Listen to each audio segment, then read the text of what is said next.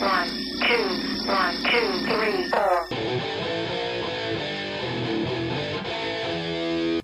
The following video may contain content parents may find unsuitable for children.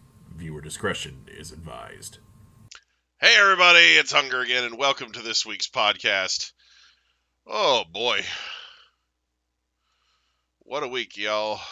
There we go. Got some music going. Oof. Boy, it has been one this week. I'm going to jump into the chat on Discord real quick. It looks like not a lot of people are there right now. Because it seems like everybody is doing raids on Pokemon Scarlet while I'm just sitting here playing Minecraft. Anyway, this is my life right now. You know, playing all these other games while everybody else has fun with Pokemon Scarlet. Nah, it's just, you know.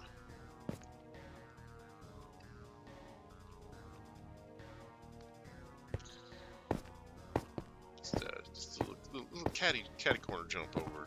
I think last time I was working on actually something on this side.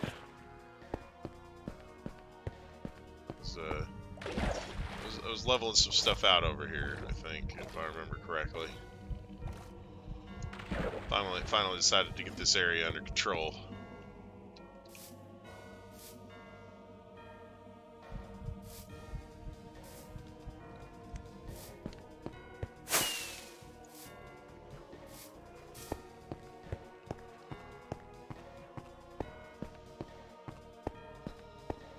So yeah, we need to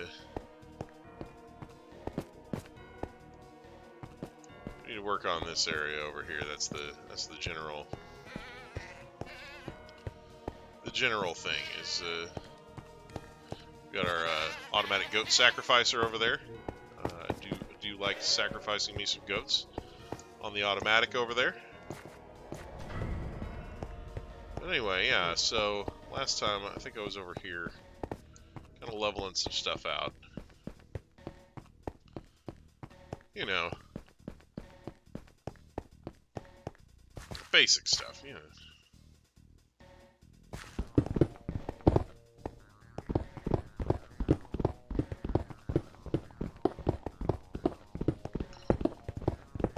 A little basic leveling, you know. A little solo leveling, if you will. Yeah. Hi. Yes, I've been here. Oh, good. I thought you were just playing Poke Scarlet with everybody else. You know. No need to pay any attention to me.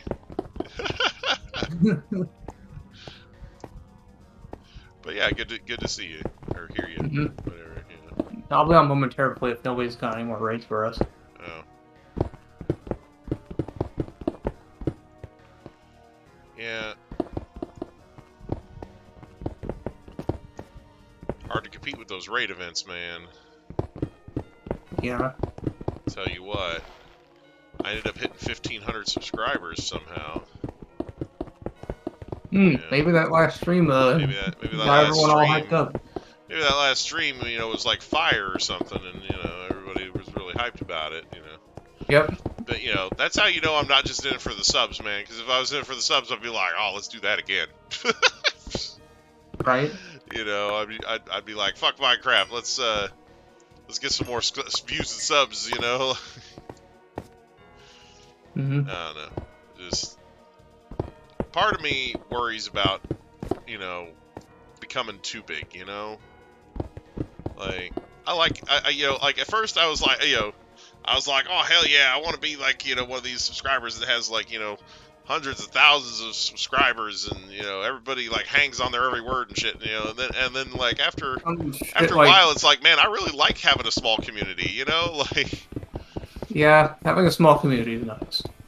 Like, you know, having hundreds of thousands of people watching your videos and enjoying them and commenting, that's cool and everything, but like, you lose a little something. You know, like when you have like, so many people, and you like can't interact personally with hardly any of them.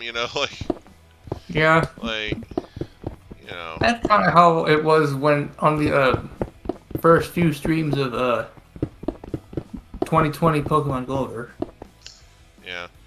Well, and not for nothing, but like, I do like having those streams where I get like tons and tons of people. But like I said, you lose the ability to kind of communicate with people one-on-one. It becomes, at that point, it's less like when I'm doing these podcasts or just doing a stream with a few people and we're doing raids, or whatever, those are more like just hanging out with a group of buddies, Yeah.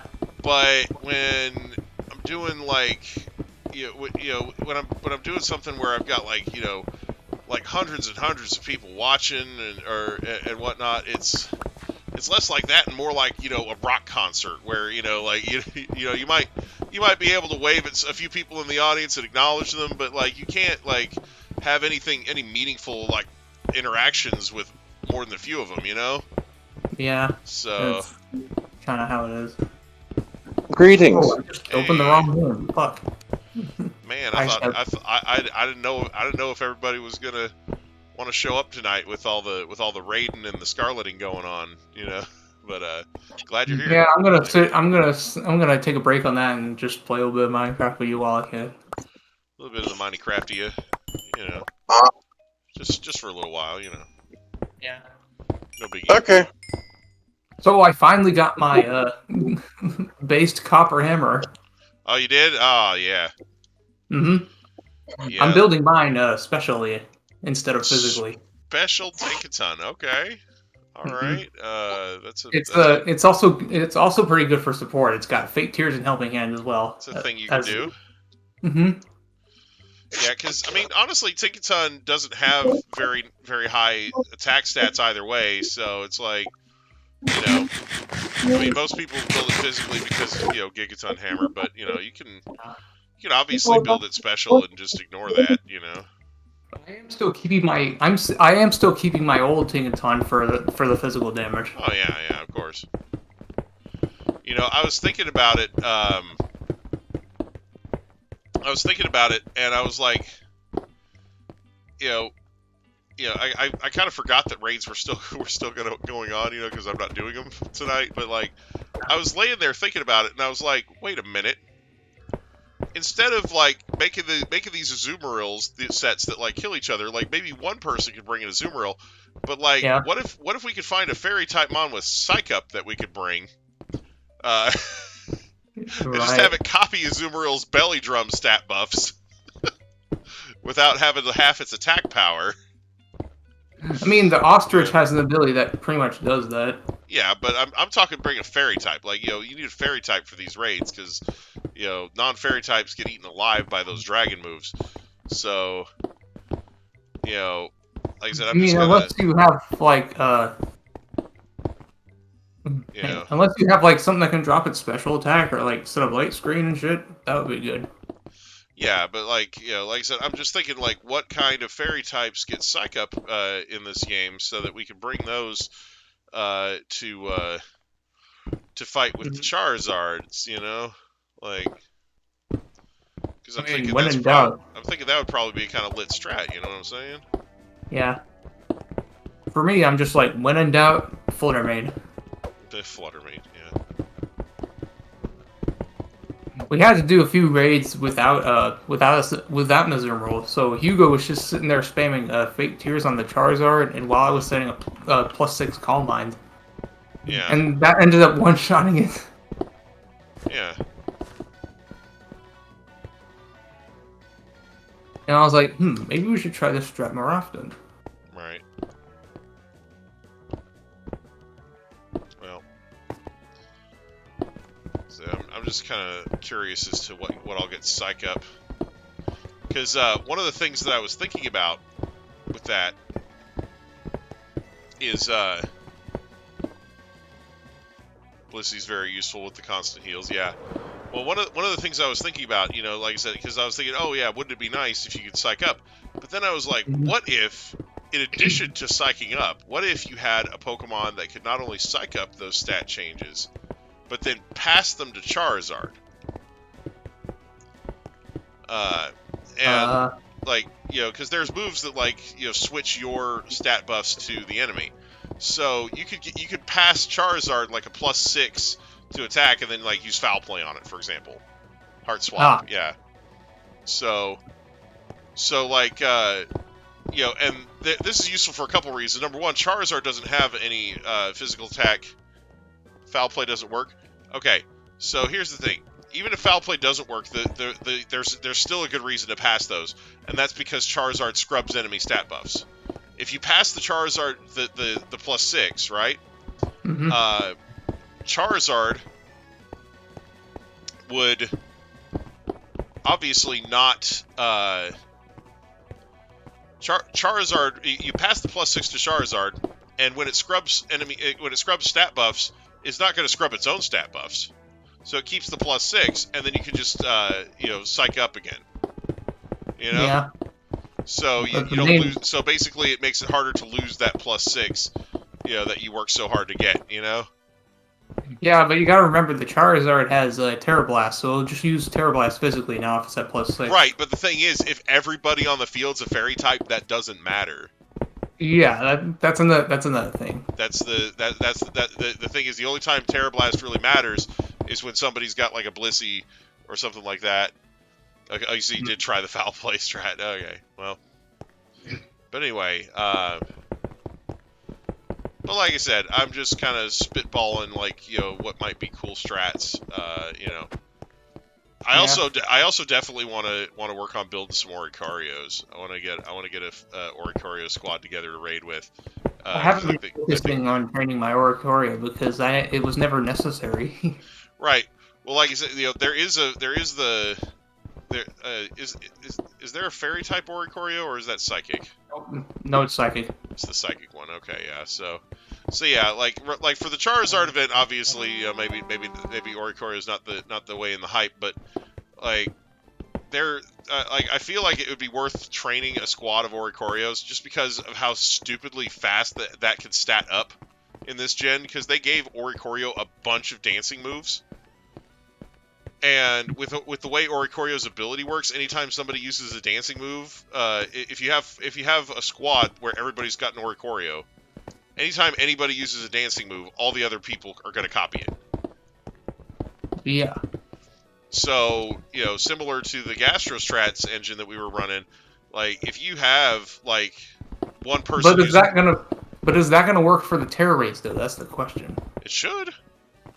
I don't see any reason why its ability would suddenly stop. Remember, they changed the rules for Terra raids in this game. I mean, there are certain rules that change. The way the raids work differently from Swoosh in this game. Well, yeah, but what I'm saying is that Oricorio's ability shouldn't have changed its function. Shouldn't change its function just because you're in a raid. Like. Storm Drain sure as hell didn't work as intended. Well, because they changed the way that AOE's work. Yeah. But this is an AOE. That's what I'm saying. Like Storm Drain doesn't work the same way in these raids just because they changed the way that AOE's work to where they don't hit your teammates.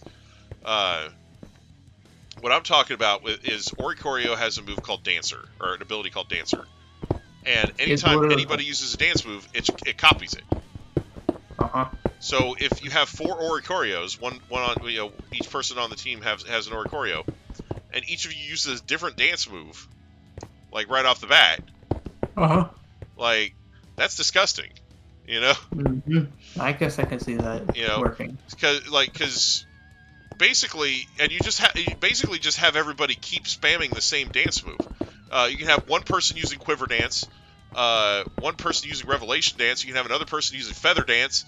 You know, like, and that, you know, like, all of that together just winds up being disgusting as fuck. You know. Wait. Let me see. Wait. Like, this thing gets a ton of dancing moves this gen. Like, in the previous gen, it got like 2 dancing moves. Like, and it wasn't that useful.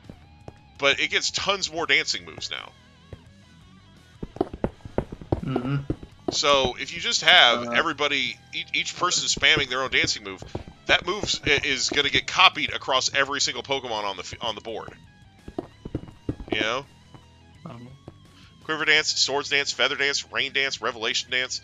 So like, you know, I'm not saying that Rain Dance is going to be all that useful, but Quiver Dance. You know, I'm pretty sure is Revelation physical or special, or does it hit differently? Revelation Dance is all special. All special. Okay, I was gonna say like, Swords Dance ain't gonna work. So Swords Dance maybe not. But you can have two people spam Quiver Dance, and then one person spam Feather Dance, another person spam Revelation Dance, and that would probably destroy just about any physical attacker that you're raiding against. Oh, Teeter Dance. Oh, it gets Teeter Dance too. But, you know, Teeter Dance might have... like, if Teeter Dance doesn't hit all of your allies, that might be lit too. I mean, it shouldn't. It's, you know, they changed the way that works. Mm-hmm. How are they changing the way that works? Well, I mean, think about it. You can't... Have you raided with Oricorio before? Well, I mean, I have once. Did you have other players with you that were using dancing moves? Not to my knowledge. Okay, then why are you saying it doesn't work? Like, has anybody tested this and figured out it doesn't work? I mean, you can't fucking confuse your allies. That's what I'm trying to say. Okay, so if Teeter Dance, right? You know, Teeter Dance affects everyone on the field. Right, Teeter Dance affects everyone on the field, but if you can't confuse your allies, then it means it can only confuse the enemy. Yeah, that's true. So that's a good move then, if that's the case. But you know, the thing is, honestly, when I said it shouldn't work, I meant like confusing your allies shouldn't work. Right, but like that just makes it a better move. But at the same time, it's probably not a move that you need to have spammed 4 times. You know. Because that's the thing, when Oricorio is dancing on the field, it's going to be hitting every single, like basically every single Oricorio is going to copy the dance moves that its friends are using. Mm-hmm. You know, so just like with Rain Dance, it would be like the first one sets the rain, and then the rest of them are just sitting there dancing along for no fucking reason. You know, so it's something where, you know. Yeah, so the whole Revelation Dance thing is awesome, especially when you factor in the Terra types. You know, because if Revelation Dance is going to just use the primary typing of whatever mon it is, you could change the mon's Terra types to whatever types are most useful in raids, like and just do Revelation Dance as your Terra move. You don't have to learn Terra Blast because you have Revelation Dance. Exactly. And then when one guy uses Revelation Dance, everybody else fucking copies it. Mm-hmm. You know? So, like I said, it's like that's what I'm talking about, is just making a squad full of Oricorios, where each guy's got like a different type Oricorio, and just going ham on these. And, you know, and we could like, each of us could build like multiple Oricorios, so like we could take whichever one's best for the situation. But, you know, I just think it would be dope, you know? Like, like I want to test this strat out. I'm just trying to think what a good filler move, a 4th move for... like, I mean, hell, you put Roost on it, I think. Does it get Roost? Yeah, I think so. Like, because that would be great as a move, because then you could heal yourself, you know? Like, I mean, it doesn't have to be a dancing move. Like, I'm just saying... you want to have like a good array of dancing moves on each one, but you don't necessarily have to. You just put Roost on it, and that way anybody who's low on health can heal themselves without having to use a cheer. You know? Yeah, Roost, Revelation Dance, Quiver Dance, and Feather Dance. Yeah, I think those are some nice sets. That'd be solid set. Yeah, like. So you try to work that through. So yeah, like I said, I'm just thinking. Like I said, I'm just spitballing here, trying to come up with some good sets. Like, so we have the whole mirror herb thing. Giving it Quiver Dance should be no problem. Yeah, that's what I'm talking about. Like, you know, even if the Quiver Dance is supposed to be like an egg move or something, you just get a Lilligant that's got it and use the mirror herb. You know, that I type have of a shit. Volcarona that has it. Yeah, Volcarona has it, so yeah, just get something that has it naturally, and then just put it on there. I feel like Oricorio is in raids is going to be stupid, and like I feel like nobody's caught on to this. Like, Yeah. Probably because they never thought about it until we have. well, like I said, that was like the first thing I thought of when I saw Oricorio was going to be in this game. I'm like, wait, Oricorio's in this game? Hello? Yeah. Like, and then I figured out that it got buffed. I'm like, wait, what? It got all these dance moves? Yeah. Yeah. Like this could be fucking lit. I'm just saying, Uh-huh. Yeah, that'd be a good shiny hunt too. We could all shiny hunt Oricorio. Like, Yeah. Really, be the only fire. good shiny Oricorio is the Palu form, the one that's fire. Oh, the fire one. Oh, that's right, because it's like black. Yeah.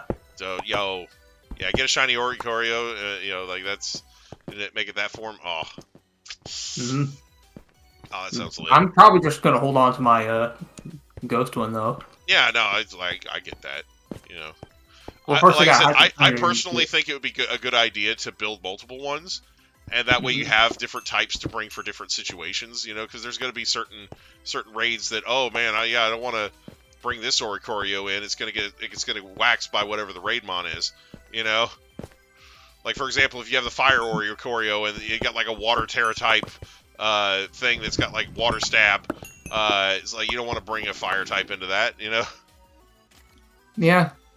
I could try using one of each Oricorio form and Yes, give him I put unique... Cornet in the thumbnail because I thought we might end up talking about Rhapsody at some point during the podcast, because I've been playing it recently. At the end of the last stream for Rhapsody, Cornet left on her journey to go save the prince, because move the plot along. But Right. So yeah, that's Cornet in her traveling gear. Yeah, I'm thinking just getting one of each of 4 of Oricorio's forms and just give them all like a unique Terra typing. Yeah, that's the thing is, like, there's so much that, like, I feel like Oricorio has so much potential in this gen, and people are just sleeping all over it. Like, Yeah, like I could put water on Palo, I think is what that's called. Steel for Pom Pom. yeah, Dark for Sensu. yeah,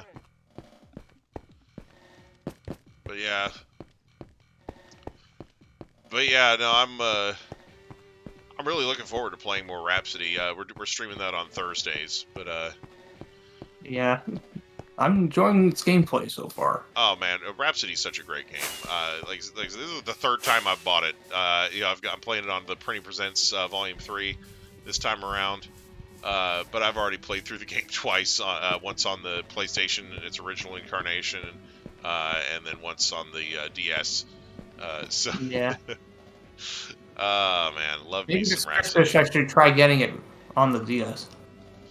Yeah, it's like, Oh shit, there you go. Now, on those original versions, I'm not sure that you could actually use the Japanese audio for the songs. I know you can in this new version, but I think you might be stuck with the English audio in the earlier versions. I'm not sure. Even if it was, I wouldn't mind it too much. Yeah, they use the English lyrics that they came up with for the songs. Like I said, when they have the subtitles for the songs in the gallery mode, it's the lyrics are from the English version, which, like I said, they made like the English version. They took the Japanese music and made like tried to make lyrics that were close to the correct translation, but also sounded nice. So because a lot of the time, if you try to just Google Translate a song, it doesn't turn out well. Like, you can't really sing it in that other language. So you have to have somebody who knows what they're doing, like pick out words that flow well together that you can sing, and anyway. So, I mean, you could make an English version of a song. It's just gonna... Yeah, it's just weird. Yeah. Just, might hit a little different,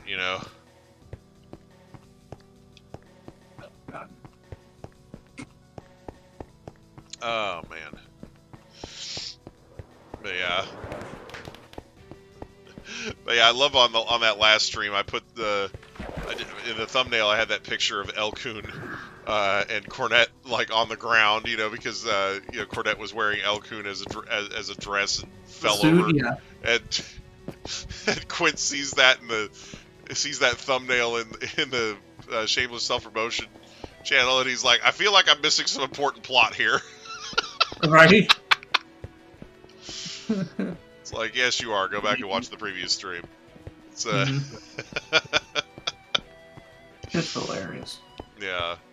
Oh man, Rhapsody's a gem of a game, and I'm so happy to be playing it. You know.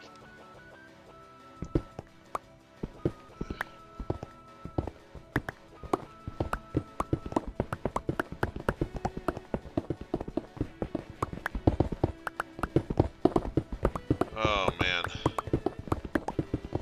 There's still so many freaking banger characters to recruit too. Like,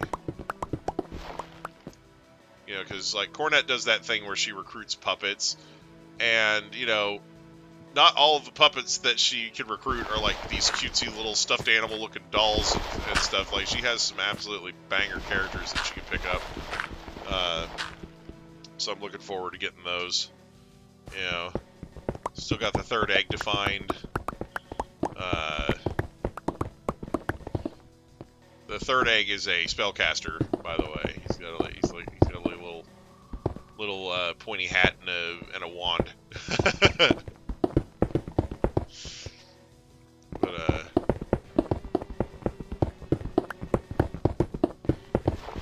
But yeah, I'm looking forward. Mm-hmm. Oh man. Yeah. So,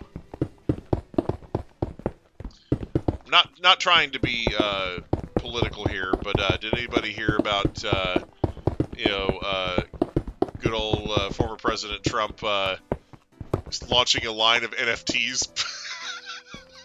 Wait. What? You didn't hear about this? Oh my god, this man legit, like this past Thursday, he got on like before this, like a couple days before this. Yeah, he got online, and he was like, it was like this weird video where he was like, oh, America needs a superhero, and then it like shows this animation of him as a superhero, like using heat vision on something, and then he's like, and then like it just says like it's got in text, it's like major announcement this Thursday, you know, so like. So then he posted this shit on Truth Social. So anyway, so then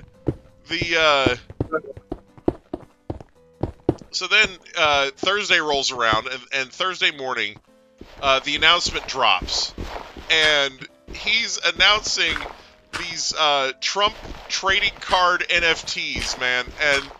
What the fuck? No, seriously, these things look like little fucking trading cards. Like, there's one of him as the superhero, there's one of him playing golf, there's another one where he's an astronaut, there's another one where he's a cowboy, you know.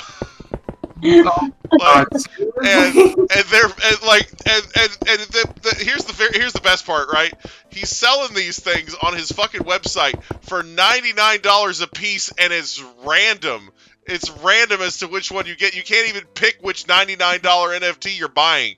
Like, what? That is so each single NFT is $99, and it's completely random. Like, and I'm just like, unorthodox as fuck. Oh my god! I was rolling. Like, it's so fucking stupid. Like, and the thing is, randomness in the NFT thing. The thing is, I'm sure there are like a very, very small amount of people who are going to buy these, right? But for those people, you know, I sure as hell ain't buying that. Yeah. So the randomness is the NFT thing. Yeah. Well, here's the thing though. Like, it's you know, it's something where you know, like I said, I never got into NFTs. I thought the whole thing was stupid. Most people now kind of agree. I kind of hate NFTs. Yeah, well, that's the thing is, you know, but you know, anyway, he's getting in kind of on the back end, like as NFTs are kind of falling out of favor. He's like, oh, now's the time to get in on this. Now's the time to get into NFTs. Oh yeah, there's an NFT. One of his NFTs in this collection is him dressed as a football player, standing on the 45-yard line holding a football. What? Like, oh my god, it's just.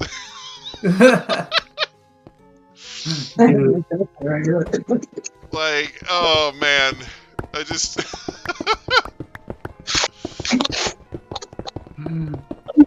I'm just. It's. Like I said, I'm not trying to get into his politics or anything like that. I just wanted to talk about how ridiculous this set of NFTs looks. Unorthodox and cringe. That's all I'm saying. Okay. Right. My God. Yeah. No code. Yeah, the weird photoshopping on these NFTs, like, you know, it just looks so weird and unnatural. I know, right? Like, just cringe all to hell. Speaking of weird and unnatural, heyo. Hey, how's it going? Oh, I was about to throw my phone at the wall, trying to connect to you guys through Discord. Okay, well, you know, welcome to the show. Cool. You know, glad to have you. Cool. Make sure your phone ain't majorly damaged before throwing it against the wall. Yeah, all right. Well, I've got one of those invincible otter boxes on it, so I'd probably damage the wall more than the phone itself. Oh snap! So if you hear any background noise, it's just me slaughtering a ridiculously late dinner that's to the point where it's almost breakfast for tomorrow. Yeah, well, you know, don't lose your deposit on your walls there. Yeah. Well, funny thing is, all the deposits that were paid when I moved in were paid for by my mom. So when I do leave this armpit of an apartment, it'll be like another gift from her from beyond the grave. Oh wow! Damn. Yep.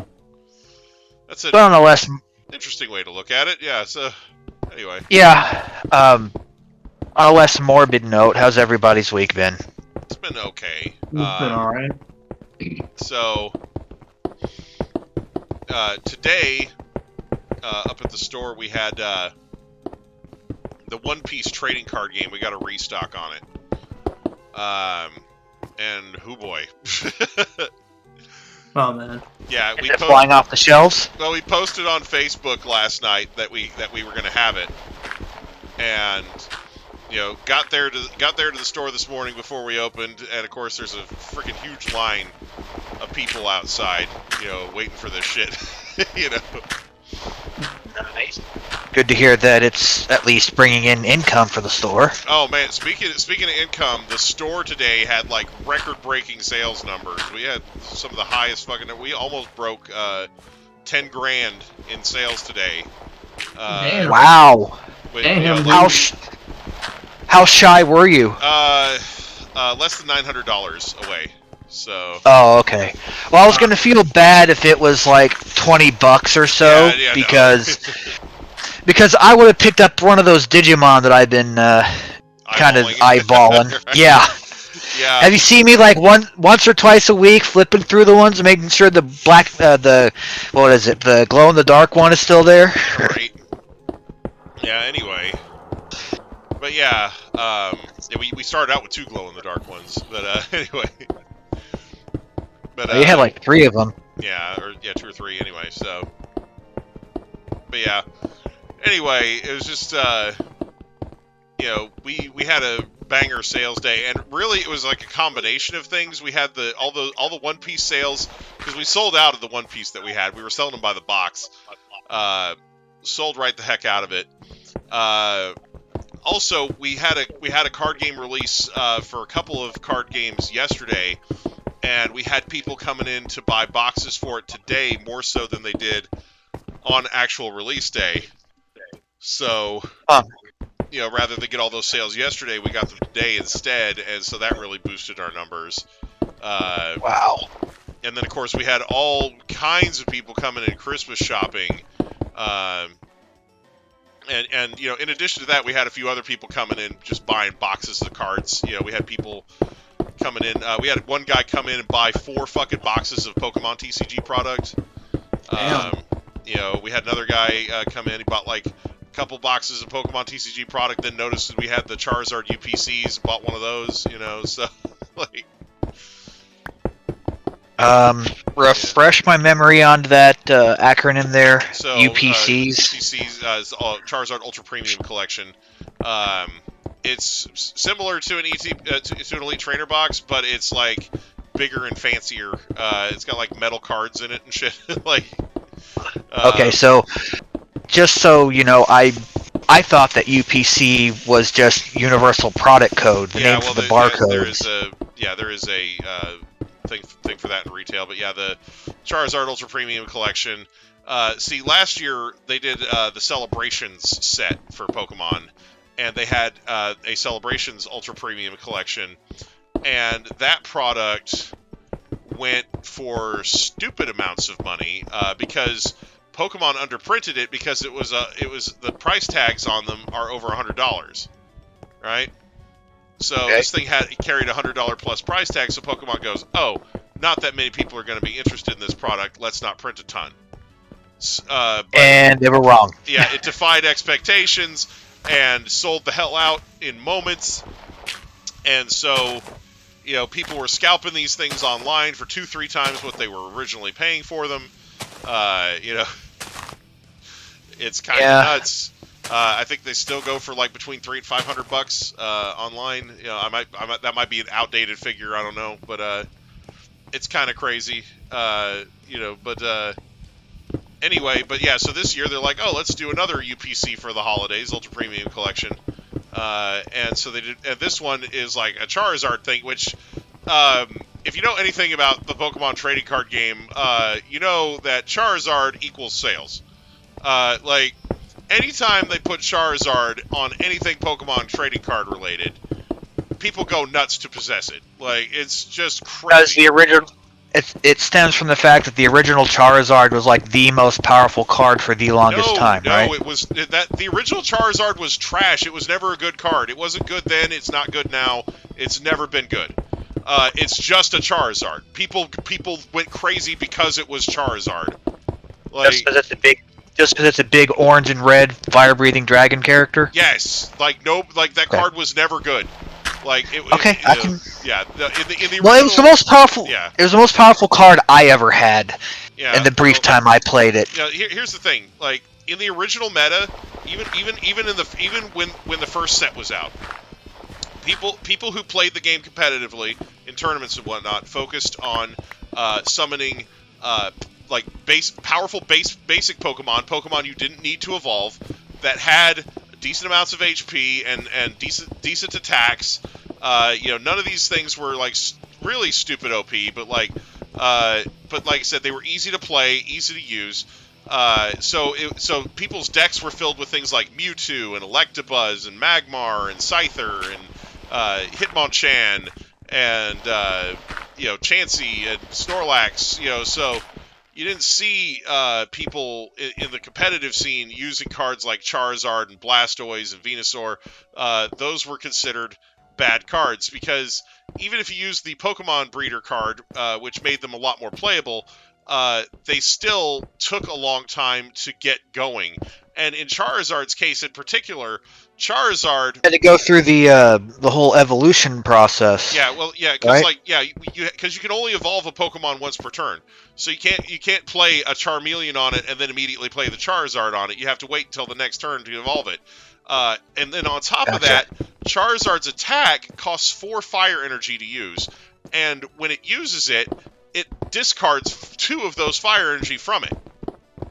So that means that you can only use it once every other turn because you can only attach 1 energy to it per turn normally. So, it was a very clunky thing to use, and even though its attack did 100 damage, which was nice at the time and could KO a lot of those other meta Pokemon, its drawbacks far exceeded its usefulness. You know.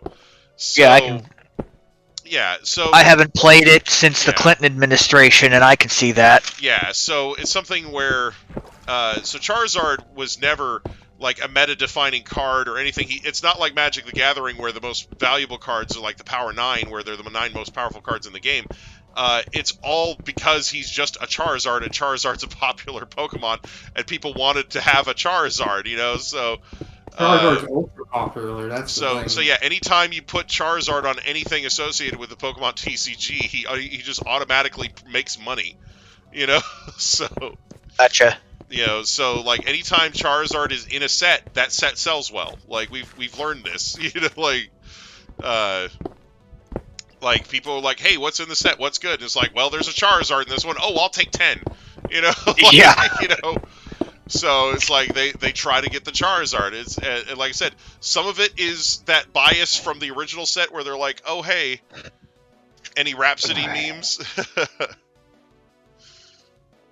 Ooh, Yeah, that cheese. but you know, so as far as Rhapsody memes, I haven't made any memes associated with Rhapsody as far as like the stream memes and everything. But you know, Rhapsody is pretty darn funny. Like it is He's pretty amazing. great. And if there's a moment that I think is memeable, I will definitely try to make some sort of a meme for it. 'Cause, that would be Is there going to be a Prinny Presents Volume 4? I would hope so. They certainly have a big enough library of games that they could keep going. I haven't heard anything about Volume 4. But it could just be that I'm not casting a wide enough net looking for it. But anyway. Just curious. Well, and recently, Nippon Ichi, and before they actually give Asagi her own game, yeah.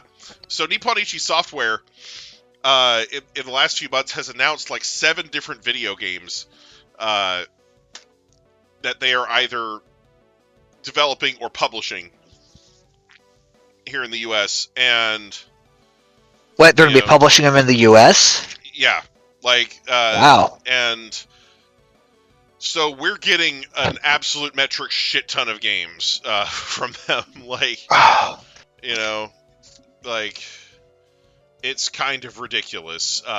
And starting with just Gaia 7 next month, like, so Wait, it's next Is that month? is that Gaia debuting 7? on? yeah, I'm not Is sure. this Gaia 7 hitting Switch and the bigger consoles It is hitting at Switch the same time? and the other consoles. Yes. All at the same and- time? Okay. Yeah. Now I'm not sure if it's next month here stateside or if we get to wait a while on it. But the official Japanese launch I know for a fact is next month. It's like January 20. It's is it January 23rd or something like, or is it January of 2023? But anyway, but yeah, it's definitely next month. I could go check Game Facts in a bit. Yeah, so like I know it's at least releasing in Japan next month, but like I said, a lot of the time the trend recently has been to launch the things at the same time. I know Disgaea had a delayed release though when they did Disgaea 6. The Disgaea 6 release was delayed by a few months, but in exchange, they gave us the HoloLive DLC pack for free. So when they finally did release the game over here, to apologize for making us wait, they let us have the HoloLive DLC patch, which they made the Japanese fans pay for free.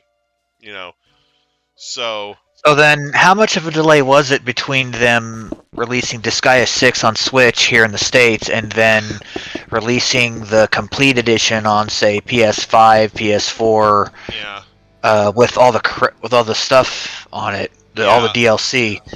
I'm thinking it was probably about a year because it took them quite a while to get more DLC besides the HoloLive DLC patch, because I know the HoloLive DLC patch, like I said, that was available at launch here in the States, but it was I think a month or two in on the Japanese launch, but yeah, so well, I mean, you know, whether by hook or by crook, you know, but anyway, the What do hooks and crooks have to do with it? No, Scarlet Rose was saying PC versions usually get the DLC for free, and I was saying, oh well, by hook or by crook, you know, like. Okay. You know, so even if they don't technically actually get it free, they still get it for free. You know, Right. Yar, matey, I be getting the freest DLC in these waters. Yar. You know, like, anyway. Savvy? You savvy? Yeah. Anyway, so, but like I'm like I said, I need to figure out if there's a stateside release date that's gonna kind of comport with, you know, like where like if it's just gonna be a global launch date like some of these other titles, or if they're gonna hold off on releasing it here in North America until it's been out for a few months over in Japan. So. All right. Well, again, yeah. once I get all situated here with my freshly microwaved meal, I will go over to Game FAQs and see what's up there, because they are usually really good with their release dates. Yeah, that's. I mean, I found out. I found out the unfortunate news about that game I reserved. Yeah. By its disappearance off of their lists. Right. But so, yeah, like they've announced a couple other games that I'm not like super interested in, including an R-Type game. Wait. An R-Type game published by NIS? Yeah, it's like through them or one of their affiliates or something. Okay, that sounds. It's on their channel. Yeah, Yeah. They have a. Let's see. Let me look it up. I'm gonna open up their. It might be a physical edition of R-Type Final 2. Now let me pull it up. I don't want to get wrong here, so I'm gonna pull it up. All right. I'm gonna pull up their YouTube channel, NIS America. Here we go. Okay, so I'm looking at NIS America's channel. So here's the. Let's see. Where's the trailers at? Because they have a bunch of. Okay. Let's see. Trails of Azure. The Legend of Heroes Trails to Azure. That's one of the games they've announced recently. Ease 9. You know, the YS 9, that game. There's a 10th one finally coming out at some point. They got the announcement trailer for PS5 in English, on this website. They've got let's see, Process of Elimination, which is like a detective style story. That's another one coming up. Labyrinth of Galeria, Moon Society. Let's see. R-Type Final 2 DLC Set 8 trailer is what they've got on the. Let's see. That's a trailer. Way of the Prinny, How Not to Be a Thief. It's talking about another game that they've got coming out. It's not like the. Is that supposed to be another one of their impossibly difficult? No, it's called Kamiwaza Way of the Thief is the game that they're promoting, but they have a video with the Prinnies promoting it. I see. So yeah, Raiden 4, Mikado Remix, which is another like space shooter, like flying around in a ship shooting things. Grim Grimoire. I'm familiar. Yeah, Grim Grimoire once more. And Void. Void Terrarium 2. So like I said, in addition to in addition to all these other things, we've see Fallen Legion Rise to Glory. They did the launch trailer 3 months ago, so that one's already out. So like I said, some of these are already out. Some of these they've just done like announcement trailers and whatnot. But yeah, we're just getting all kinds of stuff coming out of NIS, and so yeah. Well, I was off ever so slightly about R-Type. Yeah. I was unaware it was still getting DLC. Yeah. So anyway. Waiting for another Prinny game, yeah. Well, Well, yeah. the demographic of gaming masochists is a pretty small niche. So Right. good luck. I mean, I got that first one thinking, I've played tons of platformers before. I've played Super Meat Boy. I can handle this. 300 deaths later, I'm like, okay. Oh, you talking about the Prinny games? Yes, the first one. Yeah. Pretty, dude! Oh, man. I love me some Prinnies. They're just funny. Yeah. So, yeah. I know I've gone back and forth as far as Christmas goes, so I'll just say I kind of want to be surprised. Yeah, no problem. Because, I mean, if I don't get Tiny Tina from you, I will most likely just buy the copy I'm renting from Gamefly. Yeah. Anyway, but yeah. Yeah, well, that's the thing. In the Prinny games, in order to do all the platforming they're doing, they actually have to wear a special scarf that keeps them from exploding. Yeah, you get equipped with that at the very beginning of the Prinny game. Exactly. So. But yeah, it's something that they actually made sure to pay attention to that part of the lore where if you throw a Prinny around, it blows up. Yep. You know. Yeah, I mean, maybe one day if I see the Switch compilation has both of them on it, I might pick it up one day. But no, like you can't throw them in the Prinny games, but you can throw them in the regular Disgaea games. But but they can jump around they can't jump around in those games, in those Disgaea games either, because potentially it would basically act like they were being thrown. So that's why they have this scarf to prevent them from exploding. Because normally, if a Prinny is jostled too violently, it just blows right the hell up. Yeah. You know. It's just funny. You know, also, if you blow something up next to a Prinny, and the Prinny gets caught in the explosion, it will blow itself up. You know. The thing is, I think being so fragile is part of their punishment, because Prinnies are made as Prinnies are in the lore. Prinnies are serving a sentence. They're basically they've basically been judged as sinners and are working off their sins through hard labor, and so them being Prinnies and them being like people in the Netherworld, for example, don't think twice about abusing Prinnies and being mean to them, because like they're criminals, they're convicts basically. So it's something where that's a theme that keeps coming up in various Disgaea games where Prinnies are being mistreated, and it's like, yeah, they're being mistreated because they're awful sinners and they deserve it, so yeah.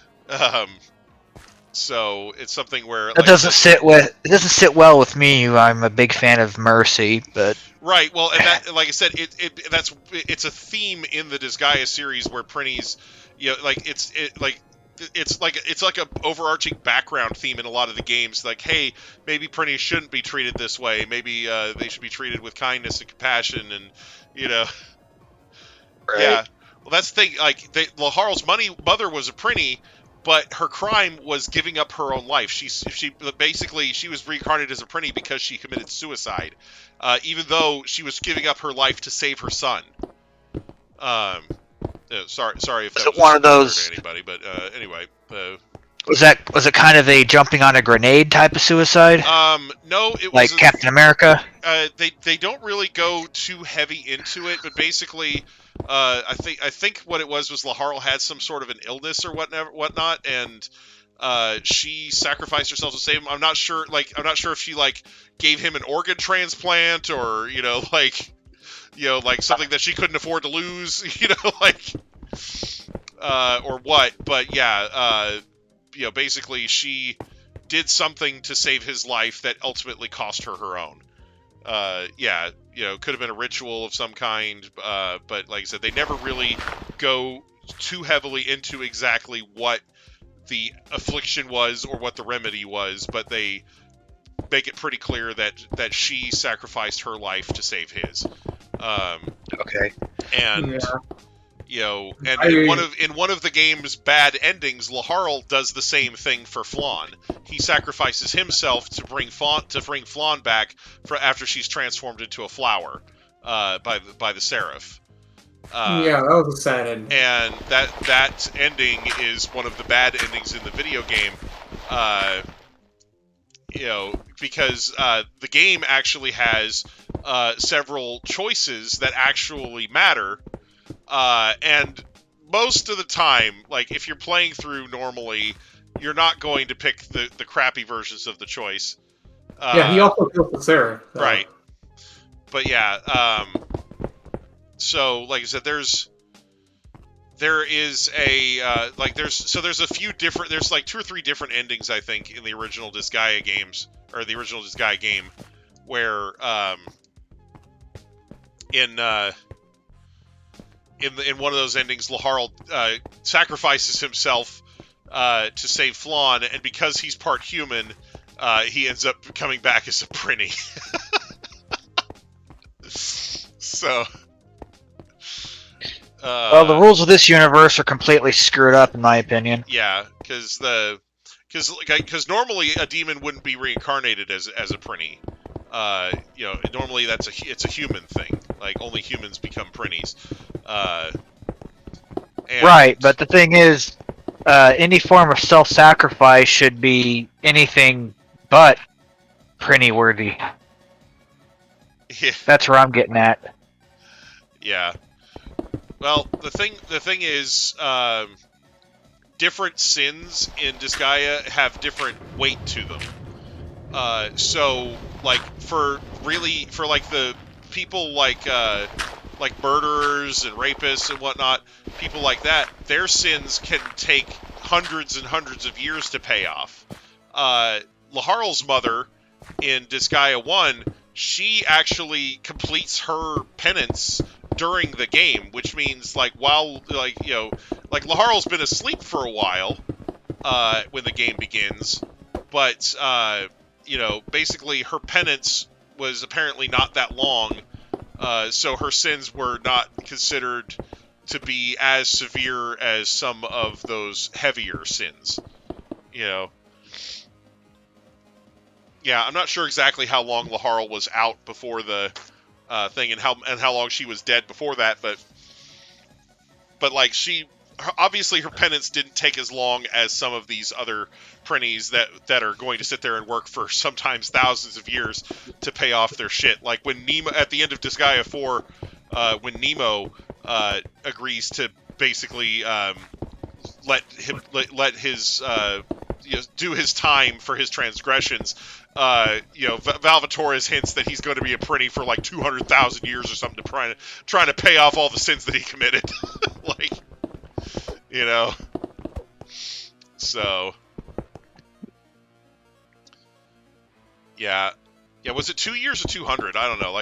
But Laharl was out for a long time. It wasn't he was definitely out for a while, But anyway, like I said, what I'm saying is that Laharl's mother's penance wasn't as severe as some of the other Prinny characters. I think it was just 2 years. Yeah, I don't know. I'd have to double check. But yeah. Oh God, I fell down a hole. Get me out of here. You fell down whose hole? I mean, right. Your mom's. I mean, all right. Yeah, there you go. Got him. Anyway. But yeah, no, but yeah, no, like, the Disgaea lore, just keeps getting better, I think, as it goes on. Like, so many series, as their continuity branches and they add more stuff to it, the continuities just get worse and worse and worse, and it becomes harder and harder to keep things straight.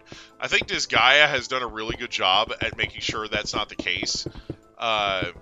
You know, they had the whole thing with, you know, the reincarnation involving the messengers of death and everything, and then when Fuka is talking about being reincarnated at the end of Disgaea 4, you have a Measle who is one of those messengers of death, you know, basically, you know, kind of involved with that, you know, like, so, I've always been scared of reincarnation. Yeah. Dying and then coming back as a hillbilly. Oh yeah. There you go. Wow. Yeah. You know the word tarnation is actually a double bastardization of the word damnation. Oh. So basically, you know, it's this weird thing where people. And then the joke I made especially fits. Right. The funny thing is that people, with the religious of the world, these hyper religious people are like super afraid of saying certain taboo words, like they think, oh man, that if I say these words, or if I use these words too much, I'm gonna go to hell. So so they come up with these like alternate versions of them to use. So in the case of the word damn, the word darn shows up, right? So people were using the word darn to replace the word damn. So people would say darnation, What in darnation? Yeah, well, and then what happened is that some people thought that even that was still too much, so they started replacing darnation with tarnation, further removing it from the original source. Good grief. That's because kind of lame. Yeah, so I really wish they would have just kept it darnation. Yeah, so Well, I guess from now on I'll just say blathering blatherskite and hope that a robotic suit comes flying my way. Right. So, like I said, it's interesting. Because the thing is, Christians are supposed to say the name of their God, so they started to call it, my God. It's because the Bible says don't use your God's name in vain. So it's like, okay, so we'll just call it God and not call it its actual name, and now everybody's like, oh no, you can't say my God because that's taking the Lord's name in vain. It's like, listen. So we created the word my gosh, the phrase my gosh, in order to further distance us from that source material. So it's the same type of thing as the tarnation thing. And like I said, people still believe in not saying oh my God to this day. They still believe that that's taking the Lord's name in vain. And like I said, I'm not saying there's necessarily anything wrong with that. I'm just saying that it's interesting from a linguistic standpoint, I honestly think it's weird. Just say carnation. Yeah. What beautiful carnations. Let there be carnage. What in lapel decorations is that?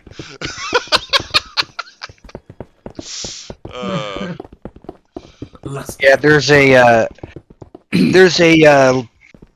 let's just say an asylum, or at least grounds. There is the grounds of what used to be an asylum, fully functional here in our town, and the building is called the Hayden H. Donahue Building. So whenever I witness something that's going on that seems a bit crazy, I think to myself, and sometimes even say, "What in the name of Hayden H. Donahue is going on here?" Yeah, that's a good one. Yeah. But as far as misusing the name of Jesus or whatever, it's basically, we're dealing with a deity who loves us, has created us, and knows our every thinking, or every waking thought and word before we even say it. So he knows if you're using his name for good, or if you're using it like a curse word or a punchline, like most people do. Yeah. So I don't get hung up on never using it. Right. But like I said, I'm just explaining it like from a linguistic sense. But yeah, there's, I don't know. I don't want to get like too into religion at this point, but it's interesting how religious people have changed over the years. To where certain things that religious people like Christians and whatnot used to think was completely unacceptable are totally fine now. For example, when silverware was first introduced to the masses in Europe, there were Christians running around screaming at people not to use silverware because if God wanted us to, if God wanted us to have those, they would have been built into our bodies. God gave us hands, and we'll eat with those. They thought that it was blasphemous to even think of using silverware to eat anything. Gotta be kidding me. Just grab the hot food and burn your fingers on it. But like I said, that it sounds silly to us, but some of these people take that R word comes to mind. Yeah, like it's just some people are just really out there. So, like I said back then, I'm sure that seemed normal for them. Sir Isaac Newton, the guy who discovered basically gravity and physics in general, brilliant man, but he actually had a interest in the Bible. And he was researching the Book of Revelations, and he was trying to come up with the dates that all these prophecies were going to come true. Like he thought he'd cracked the code, so to speak, when it came to the prophecies in the Book of Revelations. But the thing is, in the Book of Revelations, it says that nobody knows when it's going to happen. So he was deathly afraid that the church was going to find those writings of his where he talks about the Book of Revelations, and that they would try to execute him for heresy. So he hid those writings, and they didn't find them until I think over 100 years after he died. I think he hid them really well. And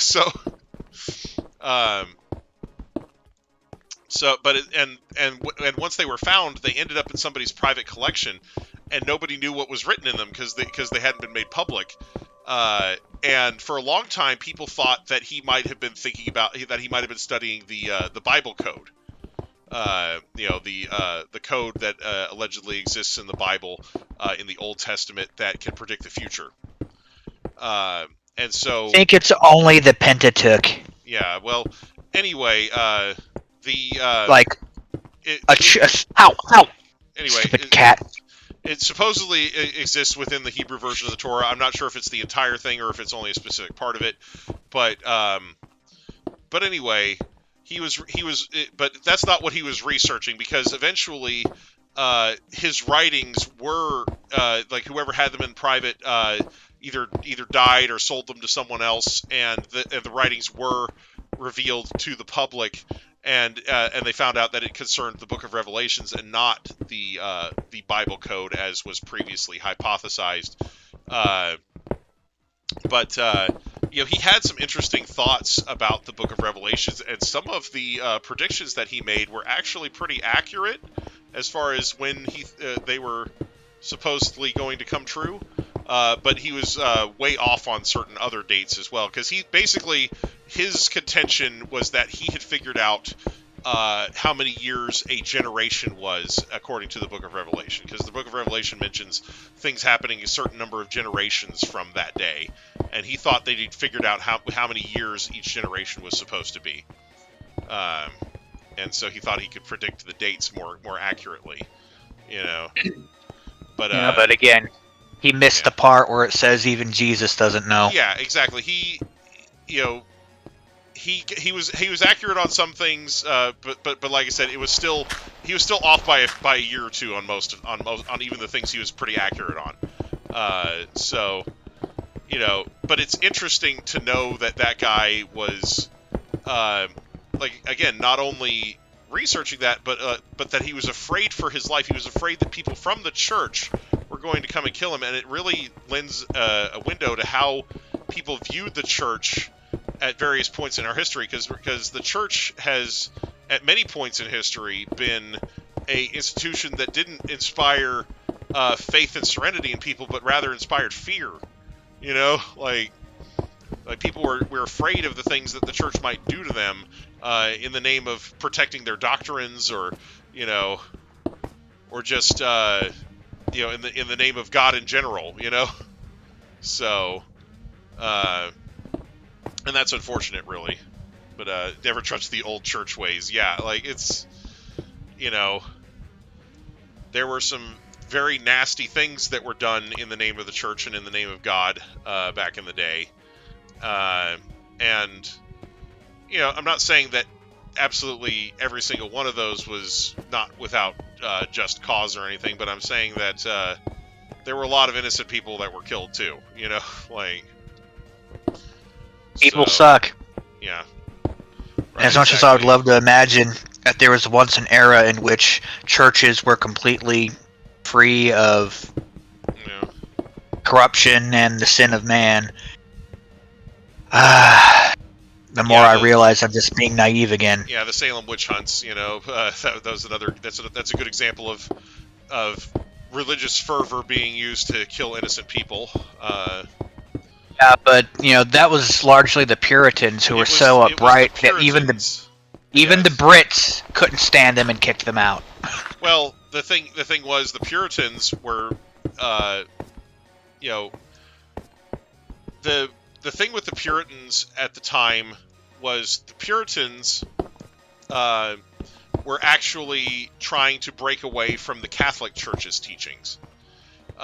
Because they were a group that was like a direct result of the King James version of the Bible being written. So you know, the Protestants the Protestants were of course the first of these groups, but the Puritans sort of evolved out of the Protestants, and you know, these people were persecuted. You know, they you know, if the Protestants certainly weren't popular in Europe for the early part of their existence, and the Puritans were considered to be like a more extreme branch of the Protestants, so they were even less liked. You know, so they escaped to the U.S. or you know, or the colonies in order to try and get some religious freedom and leeway for themselves, but then they used their newfound religious freedom to persecute others in the name of exterminating witches, you know, because there's that little passage in the King James Version of the Bible that says, "Thou shalt not suffer a witch to live," you know?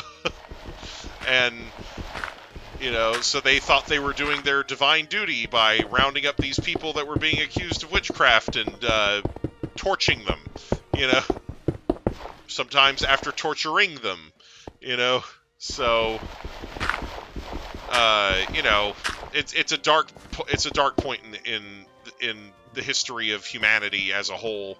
It's certainly a black spot on the history of a nation full of black spots in their history. So, you know, like the U.S. is a young nation, but it's a young nation that has an equal amount of sins to some of the oldest, you know, like, which is kind of sad, you know. But anyway, I kind of got off on a tangent there, but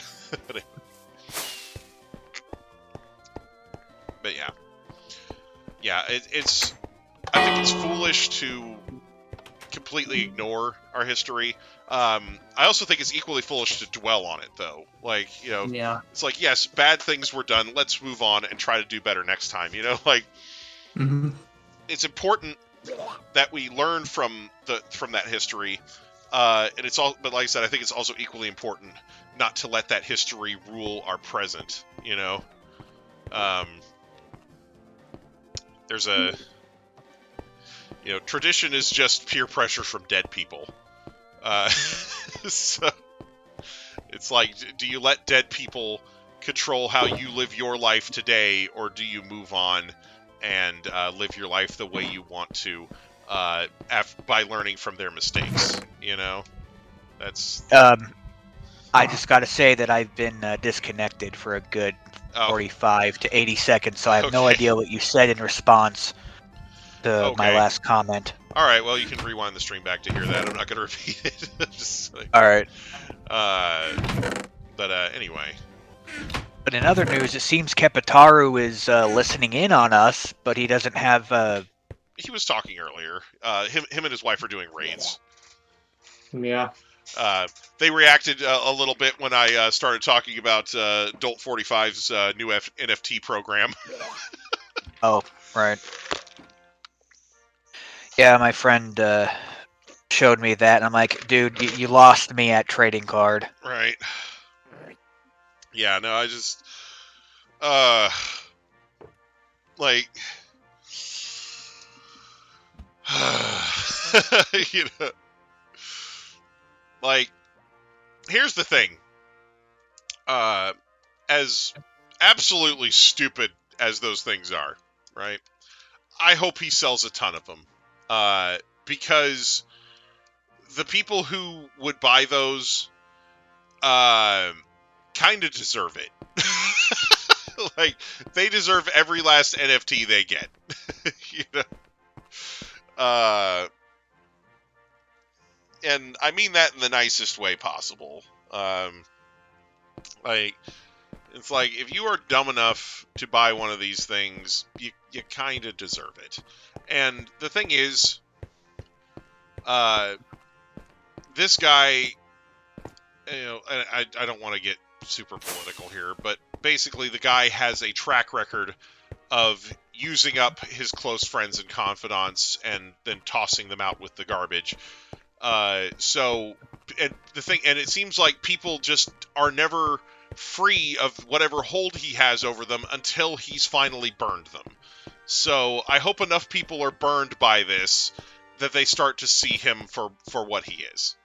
That's all I want to say about it. Like, I don't want to get, you know, I don't want to launch into a whole tirade about the guy or anything. I just, you know, and you know, who knows? Maybe I'm wrong. Maybe these people, you know, buy these NFTs and they become, you know, each one becomes worth $1 million later on down the line. Who knows? But, you know, blame the media for keeping his name alive. Yeah, there's a little truth to that. Like, you know, they don't have to talk about every little thing he does, but plenty of them still do it. You know, like it's like it's the media is very much under his spell too. You know, whatever he does winds up in the news, whether it's good or bad. You know, and man, if he wins again, they'll be talking about him nonstop. Just let him ride off into the sunset and disappear, or, you know, I honestly wish he'd go buy a private island and just install himself as the dictator of that, you know?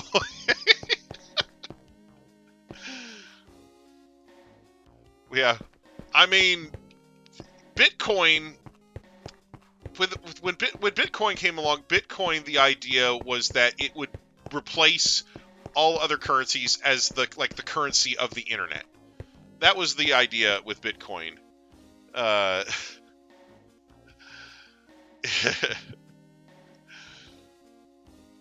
Yeah, well, but yeah, Bitcoin, when they originally created that stuff, it was meant to be like this revolutionary new currency that would basically you know, replace other currencies being used on the internet. It would be a more secure way of conducting transactions digitally, and so it was like the currency of the digital age was the way it was envisioned. But you know, there's been a bunch of people imitating it, and a lot of those imitators have not done well.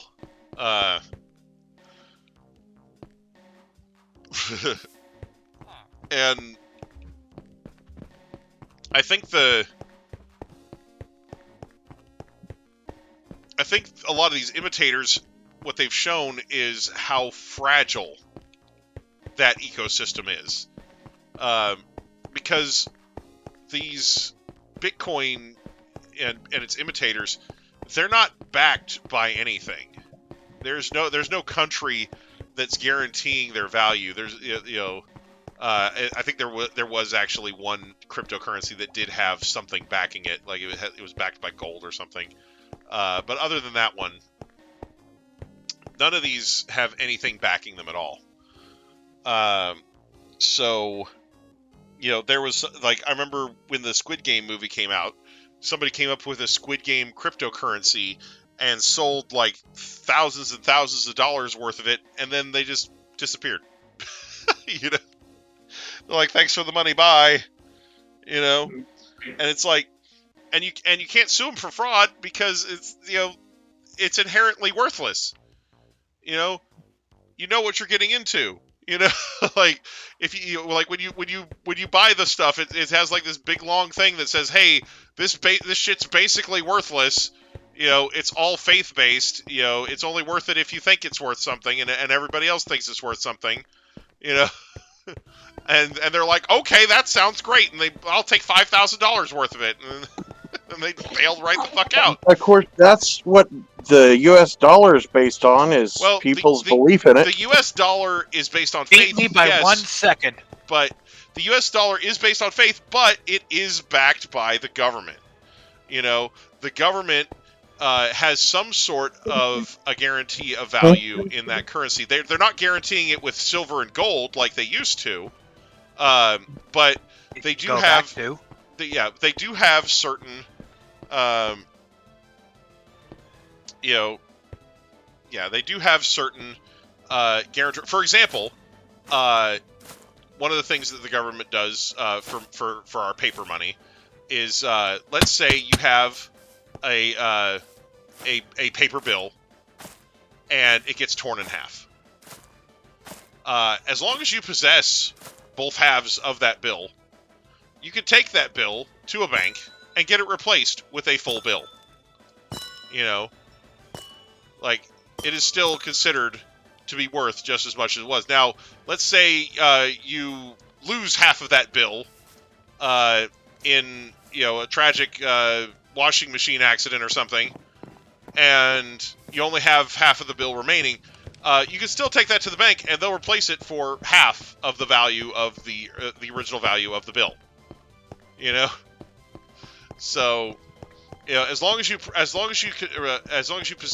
at least 3/4 of the bills of the bill, you can get it replaced for the full amount. If you have about half of it, you can still get half of the amount. If you have less than half of it, you can't really get anything for it. But it's something where they have, you know, certain things in place that guarantee your money. And honestly, in the U.S., you know, even the money itself isn't actually, you know, the real thing that's driving the economy, because a lot of our currency doesn't even exist. Like, in other words, we have more currency circulating in the economy than we actually have paper currency to represent.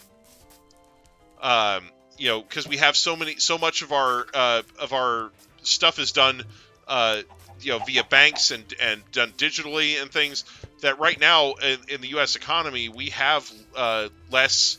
Like if everybody and their dog went and withdrew all their money from the bank, we wouldn't. The banks actually wouldn't be good for it. They wouldn't be able to give everybody all of their money that they have in their accounts, because there's not that much money in existence. You know, so we are a faith-based economy in more ways than one. It's not just the paper that we're talking about; it's the money in the digital money that we see in our accounts as well. And you know, and speaking of being, you know, guaranteed by the government, account money that you have in a deposit account in a bank is insured. In most cases, like most banks will tell you, hey, we're FDIC insured, and what that means is, hey, if you have your money in this bank and something happens to this bank, the government will pay you back up to $250,000 of what you have deposited. You know, so which is something that China did not have in their banking system, and that's causing them a lot of problems right now. I don't know if you guys heard about what China is going through right now, but and China's trying to keep this out of the news as much as possible. But basically, China is having all kinds of problems right now. You know, so back in 2008, here in the U.S., we had a mortgage crisis where basically certain banking people were basically making money by betting against mortgages, like oh, I bet this fails, and then if it failed, they would make a whole bunch of money, so they would purposely they basically found a way to make money on mortgages that didn't work. So in this environment, all these bankers were, poised to make all this money. Well,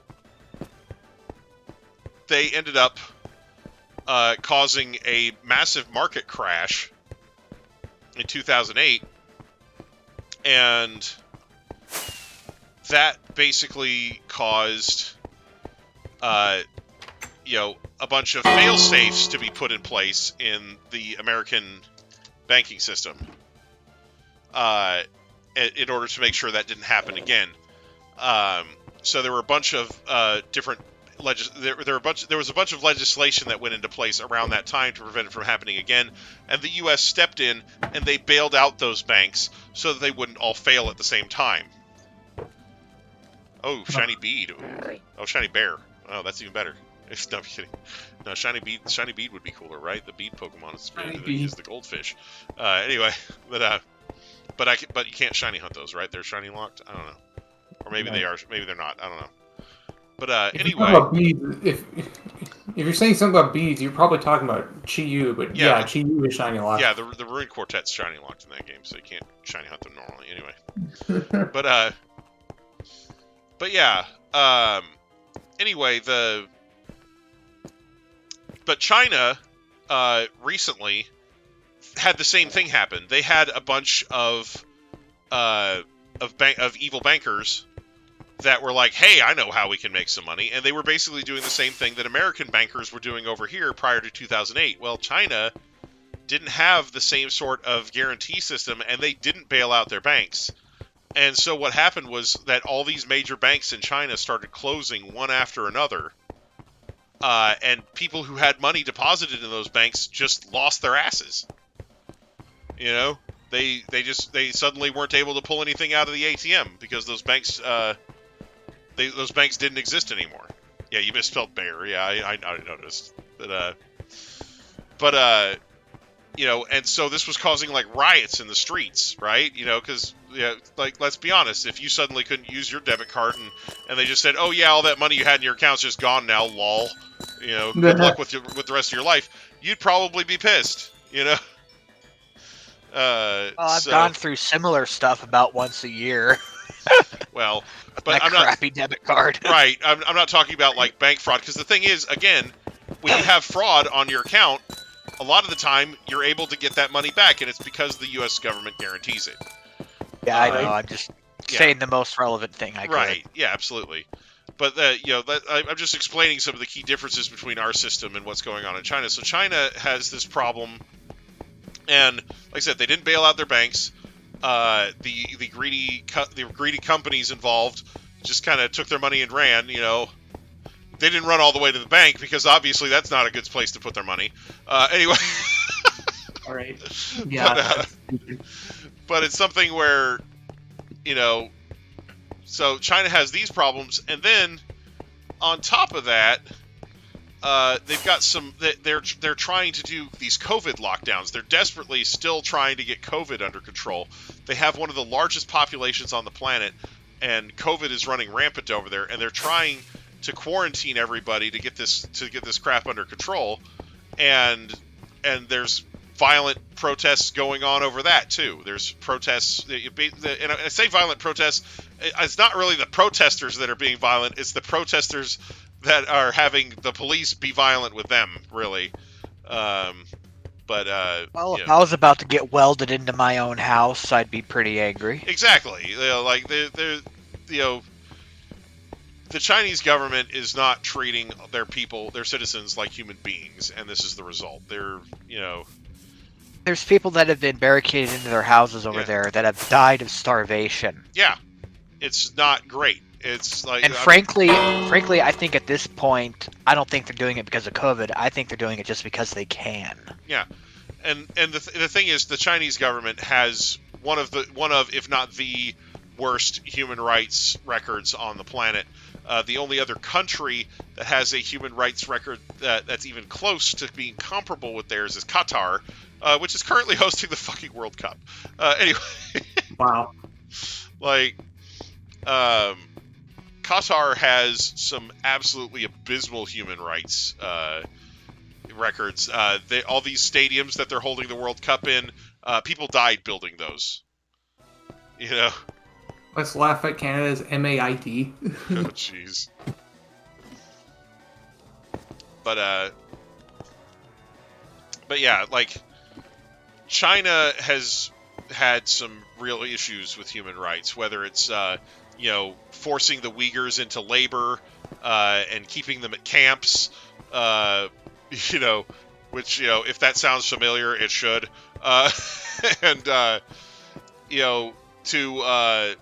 to the way that they're handling their COVID issues, to, just everything else. Medical assistance in death. Oh, man. But, Death and medical assistance, my two favorite combinations. Have you considered killing yourself? Honestly... You considered killing yourself? I think this is in reference to the lady who was trying to get her chairlift fixed, and they basically tried to talk her into assisted suicide. Dang. Yeah, here's the thing. It's not assisted suicide if you have to coerce somebody into it. It's at that point, it's just like, let me murder you, please. That's reluctantly consented to murder at that point. That's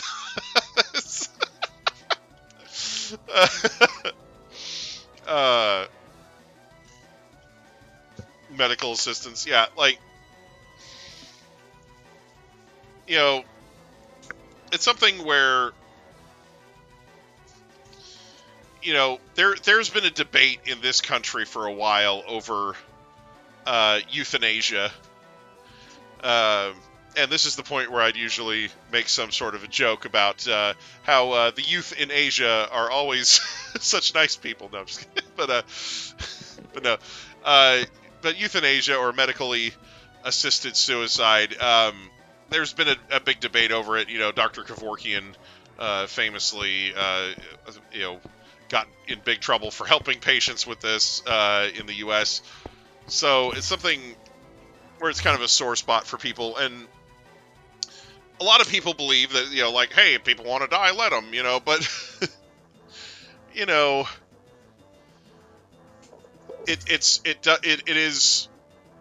is a really kind of sore spot, like,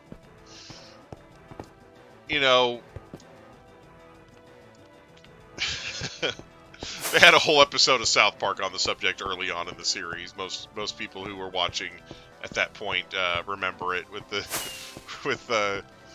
I think that was the one response to the Terry Schiavo situation. No, this wasn't the Terry Schiavo one with that was the thing with Kenny. But no, they had a episode where Stan's grandpa is trying to get Stan to help him kill himself. Okay, yeah, I think I vaguely remember that. And he's like, I killed my grandpa when I was your age. Come on, Billy. My name's Stan. Yeah, exactly. Like that's basically the whole episode. It's just him, like, and this guy, like, he's just trying to get the kids to help him kill himself the whole episode. and there's a point where he's like trying to provoke Cartman, and he's like talking about how he's like, I fucked your mom last night, and then I dug up, and then I fucked your grandma, and then I dug up your great grandmother, and I had my way with her too, and Cartman's getting all pissed, and he's like, you son of a bitch, I'll kill you, and he's like, that's the spirit, Sonny. So it's just like. But yeah, like the whole episode, his grandpa's trying to get Stan to help kill him. It's just, But yeah, like that episode, it's like I said, it's like there's a point where he's like, "Can you hold this rope?" And they're like, "Yeah, sure, Grandpa." And then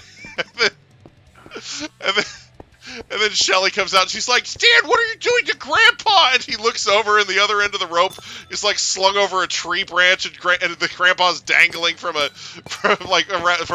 thing around his neck, you know.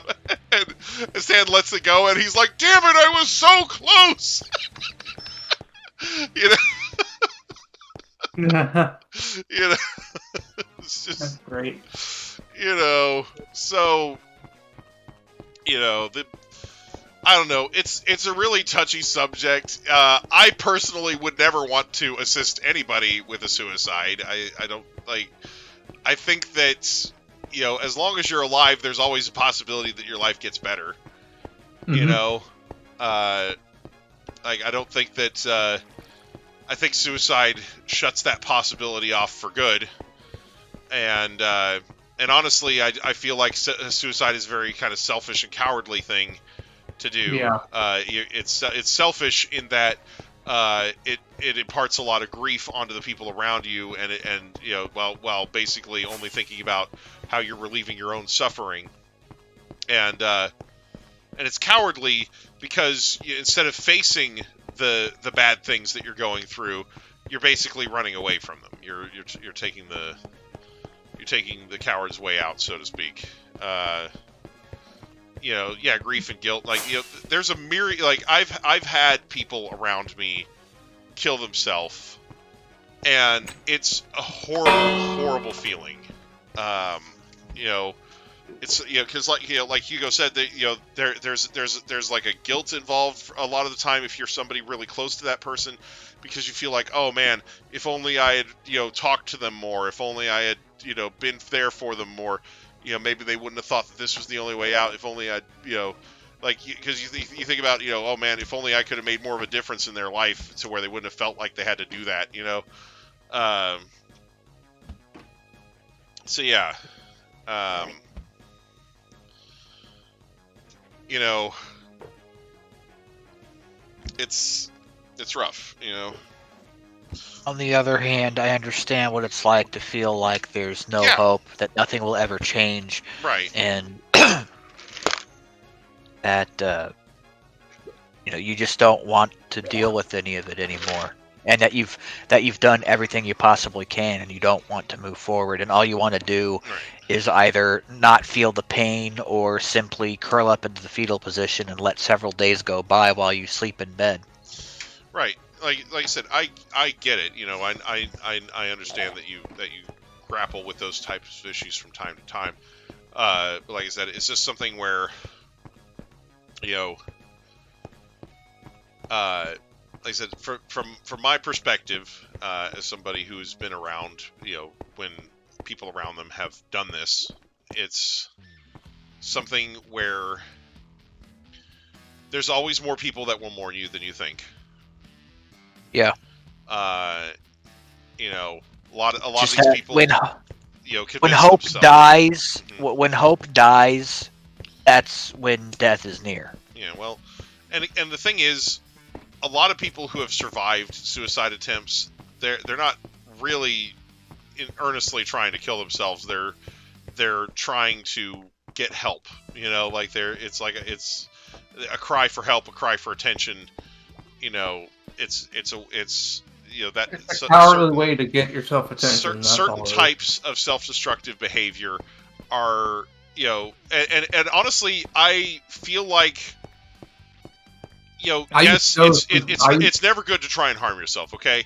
But I feel like that's a healthier thing to do because it gives you a chance to fix the problem rather than, you know, just, you know, immediately shooting yourself in the face, or, you know, what, like, it's just, you know, there are certain things that people do when they're trying to, you know, when they're quote unquote attempting suicide, that are like, because there are certain things, like from psychologists have like kind of said, okay, well, there's certain things that people do to try and kill themselves that are not really serious attempts at killing themselves, but rather and attempt to get help and sympathy, and because people that are suffering from depression, they are looking for something that will fix the problem. They're looking for something that will lighten their hearts, that will take them away from that depressed state that they're in. And even if that's just a little bit of human contact and comfort, somebody who will listen to their problems and tell them it's going to be okay, and and things like that. So it's something where, I would much rather have somebody like that to deal with than somebody who is going to just bottle it all up and then one day put a bullet in their brain. Like that. Those types of people are the hardest ones to save, because they're the ones that aren't going to, try and get help or whatever before they just end it. Yeah, so, I agree. I always, whenever, I always try to take it seriously when somebody in the chat on YouTube is talking about, that type of stuff, because I've lived through that before, and if I can convince somebody not to do that to their friends and family, I definitely want to try. Yeah. It's an absolutely devastating thing to put your loved ones through. I wouldn't wish it on my worst enemy. I wouldn't wish it upon anyone I knew that I hated either. Yeah. Quint says the thing about bottling emotions is that they're carbonated, and life likes to jostle the bottle. So that's a great analogy, yeah, Quentin. That's why I repeated it. It's fantastic. I was about to read it myself. Yeah. Oh yeah. But yeah. Double kudos to Quentin. Yeah, like the people that bottle their emotions up, find somebody you can talk with. Hell, at the very, even if you have absolutely nobody that you think you can confide in, wander into a Catholic church and go into the confessional. Talk to somebody. Don't find virtually any church and talk to someone. But yeah, like I said, if you can't find, just if you don't feel comfortable just talking to any old person in a random church, then at least the confessional at the Catholic Church is basically built for that. It's somebody who will keep your shit to themselves unless they think you're about to hurt or to harm yourself. And they'll listen to your problems. And sometimes that's all it takes.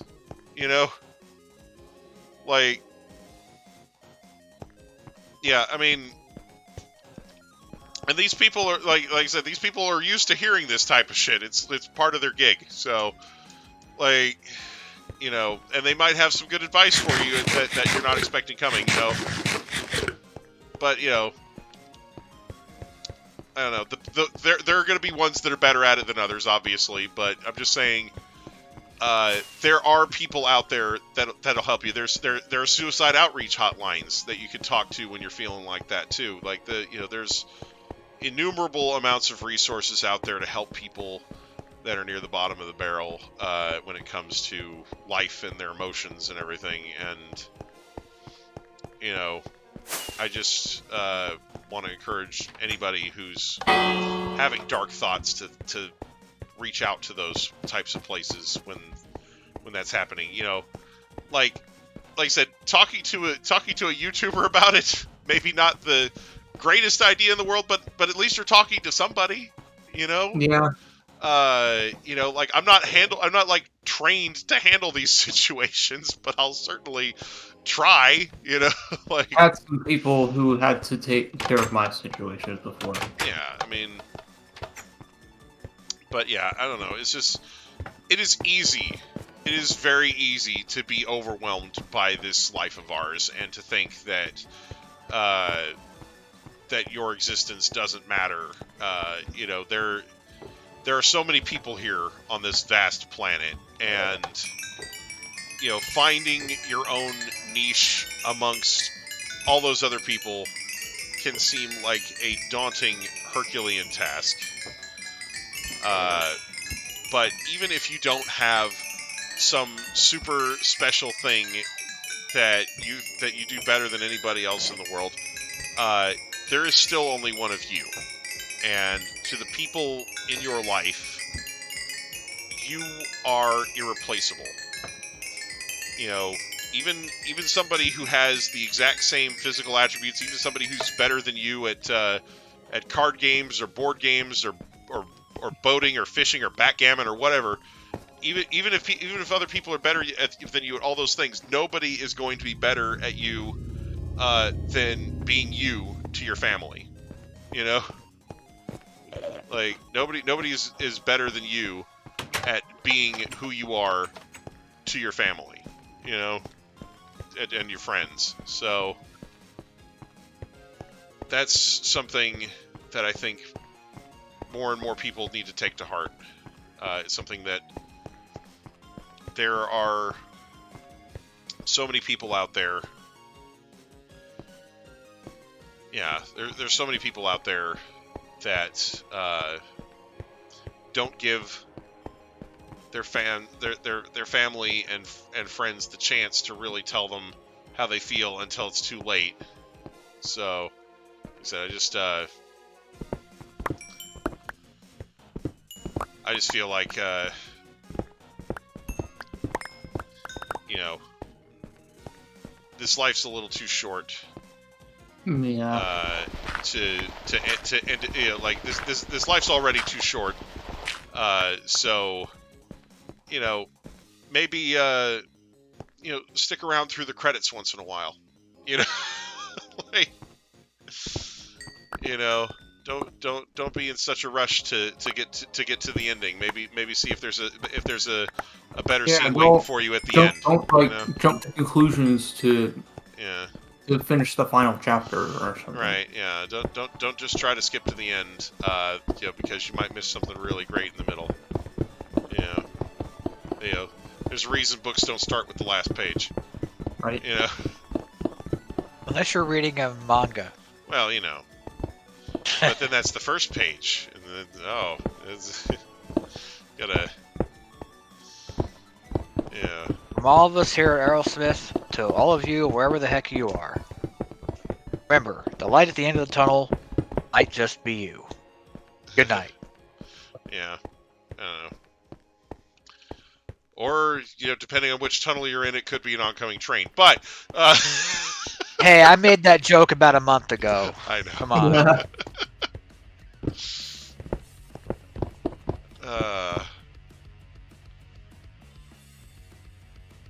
Yeah. Life is just this. Is just the conglomeration of mistakes that we make along the way. And consciousness is that annoying time period between naps. Oh man, naps are awesome. I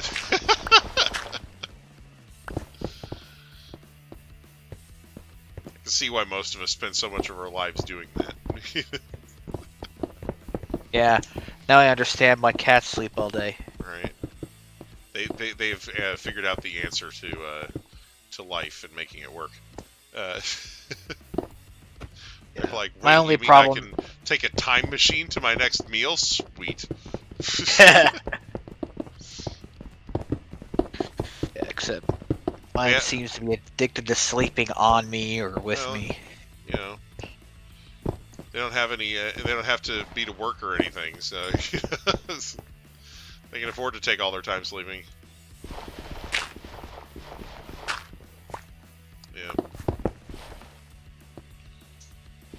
Yeah. Hugo, let's not forget that cats were once worshipped as gods hundreds and thousands of years ago, and somehow they've never forgotten this. Right.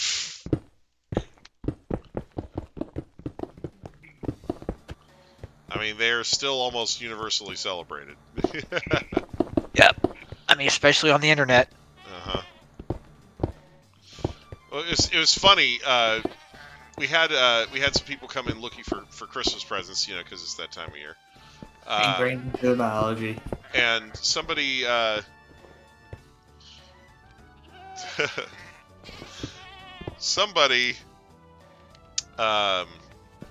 one of the people that came in was like, hey, you know, the person we're looking for stuff for is a cat person, and I was like, oh yeah, we have all these cat manga, you know.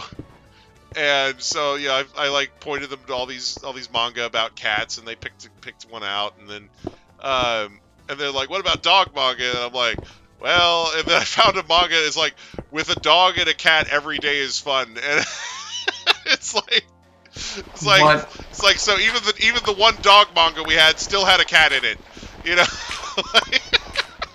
It's just the cats are a big thing in Japan, though, right? I mean, they're a big thing everywhere. Like, so you know, there's hardly any cultures that don't just love the darn things. So,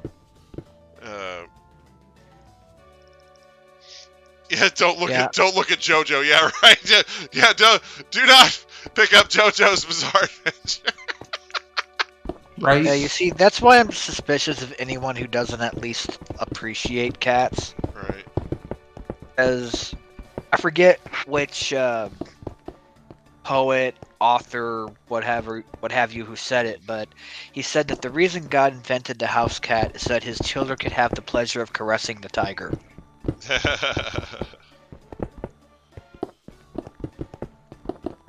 Isn't that right, Kirby? Yeah, well. Yeah. Anyway, but yeah. Trying to get the microphone there. Oh. He just licked the microphone. Oh, fun. So he approves. I heard that sound effect. I was like, wait, what the fuck was that? Yeah, that was a little bit of sandpaper rubbing across the microphone. It sounded a little more than just sandpaper there, buddy. Yeah, I know. Slightly wet sandpaper. Right, yeah. People compare the texture of a cat's tongue to sandpaper. They have a little papillae on their tongue that, you know, like depending on how they're used, can have kind of a scrapey effect. Yeah. Speaking of which, if you're ever at like a tiger petting zoo, which I'm glad we no longer have here in Oklahoma. At least I'm pretty sure we don't have it anymore. Do not let a tiger or any of the large cats lick you, no matter how friendly they're being. You will lose your face, right, or your flesh, because those tiny barbs that are so cute and just sandpapery on a domestic cat, they will rend your flesh coming from the big cats. Right. Yeah, don't let them lick you. Yeah. Well, for that matter, you shouldn't let your dog lick you either, but, you know, that's a different thing. Yeah, same difference. Well, no, dogs, their tongue, their whole thing with licking is a completely different thing. Cats use the papillae on their tongue for grooming, and they also use it, you know, as a way to strip away fur and things from things they're going to eat. So, and like, you know, like Siege was saying, they can use it to like skin their prey, basically. So. Oh yeah, your face will just literally like slop off. Yeah, but with dogs actually have a completely different reason for licking you. So friendly texture. No, in wild wolves, wolf pups lick their parents' faces to encourage them to vomit. Because you know, that's how baby wolves get their they don't have baby food. They can't just go get a jar with a bunch of already ground up food in it. So in order to get solid food, you know, when they're transitioning off of milk, they will lick mom and dad's face, and then mom and dad will throw up some food for them that's already been chewed up, and then they'll just eat that. So I just finished dinner hunger. Thanks a lot. Yeah. So when a dog is licking your face, the dogs that we have domesticated basically behave like wolf puppies. Like they just stay, like their personalities just stay very puppy-like during their entire lives, and they never really mature to the point where they become like a adult wolf. That face-licking behavior is basically like, hey, feed me. You know. So, also, dogs have some very nasty tongues. As far as like the stuff that they put in their mouths, there are dogs that eat turds and shit like that. So, literal, actual shit like that. Anyway, so when a dog licks you, it's covering your face in like a bacteria cocktail. Like, and some of that bacteria can do very nasty things to you. So these people that let their dogs like French kiss them, no, that's not okay. Like, you know, like, anyway. Mm-hmm. Yeah, it's not a great idea, you know.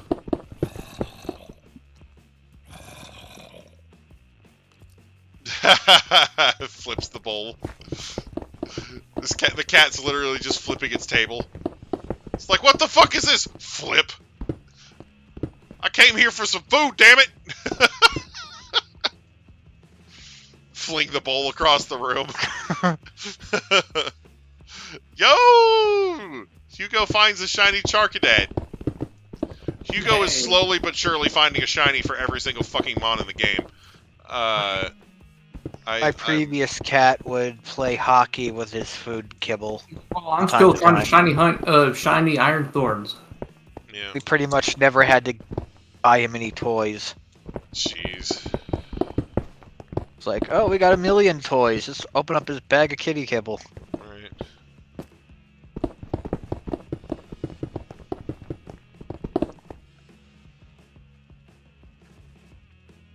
110 registered shiny Pokemon. So, when you register the entire Pokedex worth of shiny Pokemon, do you get, like, a shiny charm? Like, I don't know. I assume you just have a collection of shiny mons. I know, but it's like, what if there was some sort of, like, ultra shiny charm that, you know, like, oh, here, you know, now you can find, like, even shinier Pokemon with different colors, like, just because you have this shit on you. That'd be fucking wild.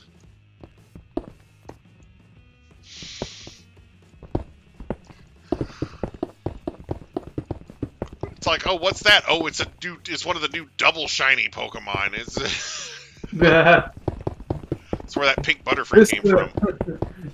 This shiny Ceruledge looks way better. Right, yeah.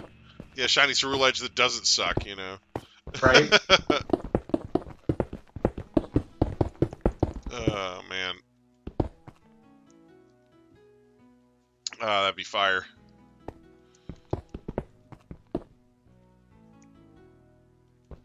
But yeah.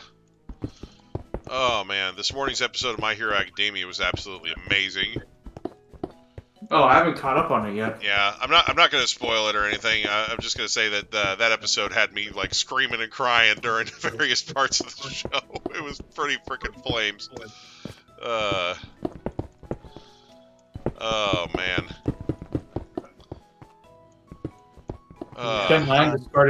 Star Chinese.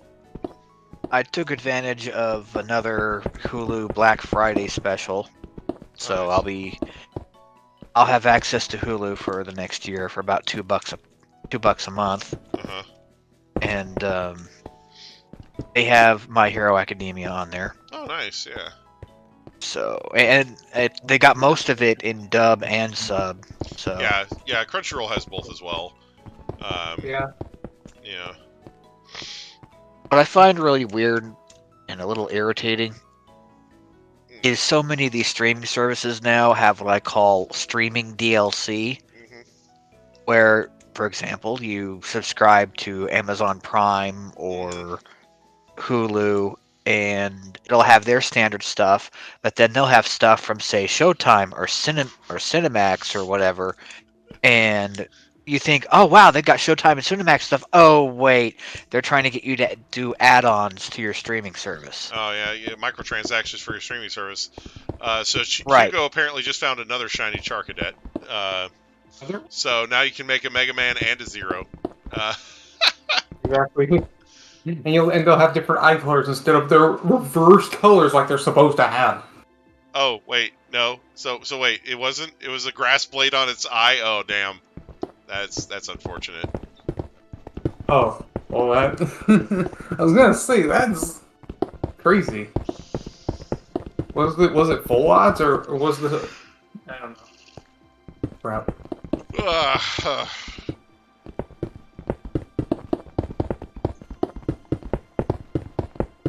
Oh, it was an it's outbreak. an outbreak, Okay. yeah.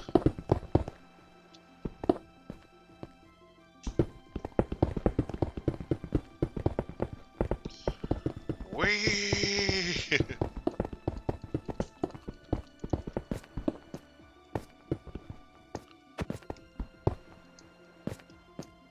So, like, where's Caps tonight? Not sure. I might have waited too long to start the thing or something. I don't know. Yeah, I figured I'd almost missed you. It was so late. Yeah. But when I got in, it said you'd only been streaming for 20 minutes. So I'm like, oh wow. Yeah.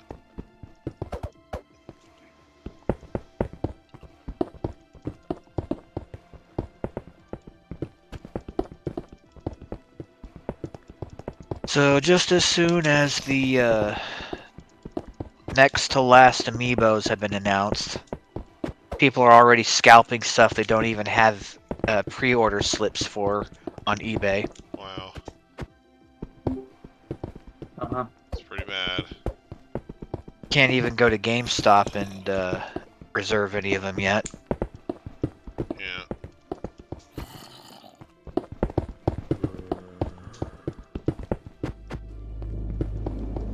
I would just prefer to be able to pay retail price for the last of the new release amiibos. Yeah. Because paying almost, if not eBay prices for many of them is starting to get old. Right. Yeah, they never bothered to combat scalpers in any way, shape, or form, did they? Well, really It the would only seem thing not. really the only thing that you could do to combat scalping is to just try and increase availability. In other words, you kind of flood the market with enough stuff in enough areas that people don't feel like they have to buy stuff on there. You know. But because Nintendo had its roots in the toy industry for a good few decades, they know how to do the artificial or real scarcity thing to make sure that they sell what they produce. Right. And everybody else, can go fly a kite that they manufactured. Well, yeah, and that's the thing is, unfortunately, a lot of the time, It works. The people manufacturing the stuff don't care if people are scalping it because they're selling it either way. You know. Right. Yeah. But It's to them, just scalpers are funny just because I another feel part of the demographic. Yeah. I feel like they're always so gung ho about being like, oh yeah, we love our fans, and then slowly I just see it not be said with Nintendo. Like, Yeah. they don't ever be like, oh yeah, thank you, the player, for tuning in or anything. It's just like, here's your direct asshole, here's your game asshole. Right. Yeah. It's like, oh, here at Nintendo, we love our fans' money. So, you know. Oh, my fucking food is cramping. Oh man. Oof. Yeah, if I were ever able to win one of those contests where you get a tour of Nintendo and any one thing you want, I'd say, every amiibo ever made, past, present, and future, and then they would, cancel making any more amiibos immediately afterwards. Jeez. It's not like I want literally every one of them. It's just pretty much want the entire Smash line, but only like one each of anything that has like variants to a certain extent. Like I have one Bayonetta. I'm not gonna go after the second one. I only want the Player 1 version of Cloud. I do want both versions of Rob, the Famicom and original NES. I forget if the Crom amiibo is Crom a fully playable character in Ultimate? He is. Okay. He's an Echo Fighter technically, but he's a playable character. Echo Fighter Roy. So yeah. Like he's kind of a weird yeah. Echo Fighter in that he's like got moves that echo various other Fire Emblem characters. So he's like an Echo Fighter of like 5 different characters at once. He's an Echo Fighter who's almost like a mixture of Roy and Ike in a way. Okay. Yeah, for some reason I thought he was literally a cosmetic variant, like no, he's not like a skin like the Koopalings or things like that. He's his own separate character. He's just even though he is a playable character, he still appears in Robin's Final Smash. He does. Because they didn't really change that Final Smash around from the previous game where he wasn't in it. Yeah, and they shouldn't have messed with Pac-Man's Final Smash, but that's completely off topic. The changes that they made to Final Smashes in Ultimate were made because they wanted all the Final Smashes to be over with quickly so that people could get back to the game, because a lot of Final Smashes in the previous game just took forever, and like there's a drag on the. Was it like a drag for the fighting community? Yeah, the transformational ones were like, oh well, now he's doing this. Oh, he's gonna be supersonic for the next 10 minutes, or whatever. It's like, So in this one, they just made it to where like, okay, the character does the Final Smash, they do their little animation, and then it gets back to the fighting, like and it doesn't take longer than a few seconds, So. That was like Sakurai explains it in the direct where they announced which fighters were going to be in the game, like because he's like, oh, he was like showing, like they had a bit where he was showing like, here's the changes we made to everything, and when he was explaining the changes to Final Smashes, he's like this time Final Smashes are all like quick and to the point, like. Right. Instead of spending a while shooting things with the Landmaster, Fox and Falco, or just strafing people with their R-wings,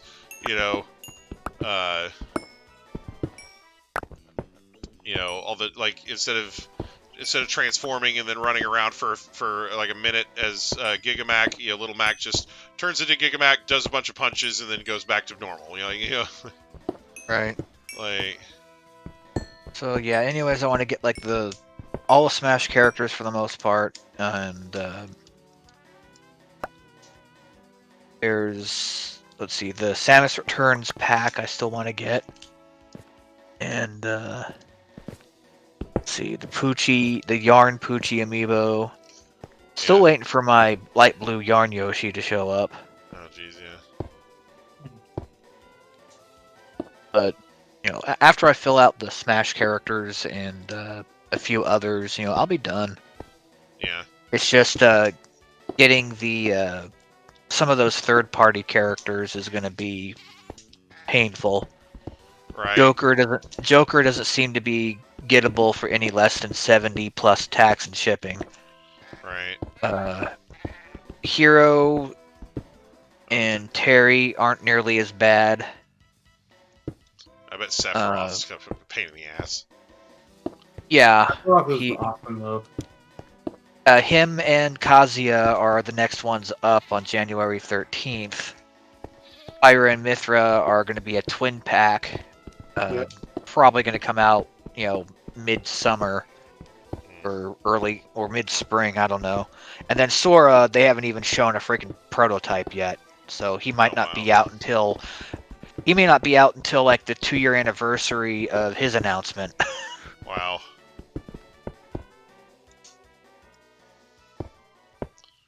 Crazy. But if they do happen to do a separate amiibo for Louis, which is like the Olimar alternate, and variants for all the other Koopalings, I might be in trouble. Yeah.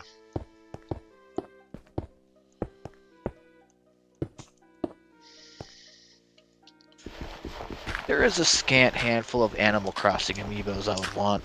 Yeah. Tom Nook and his nephews, KK Slider, Mr. Rossetti. Everyone loves to hate him. Right. It's like, how dare you reset your game, motherfucker? I'm going to lecture the shit out of you. You're like, bruh, take a chill pill. But yeah. Oh, man. Whew.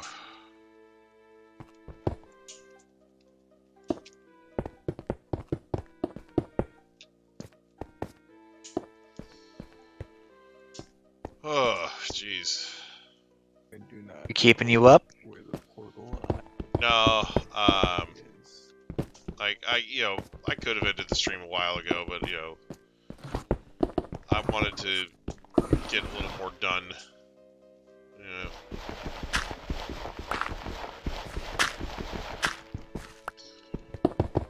Oh. Here we go.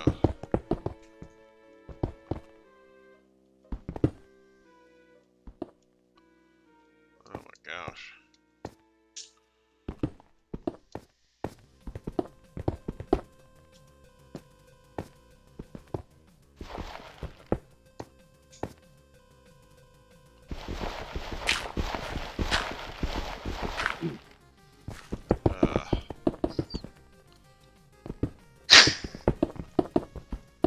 Way to break the silence. Sorry. Oh, I guess since we don't have a conversation really going on right now, I can tell the we're all story talking of... about religion and dog lickings and this guy and shit. Yeah, well, I mean, well, let's talk about religious dog licking then. No, I'm just kidding. This guy. Don't you mean religious dogma? No, I was talking about, like, people who religiously lick their dogs every morning. No. Ew.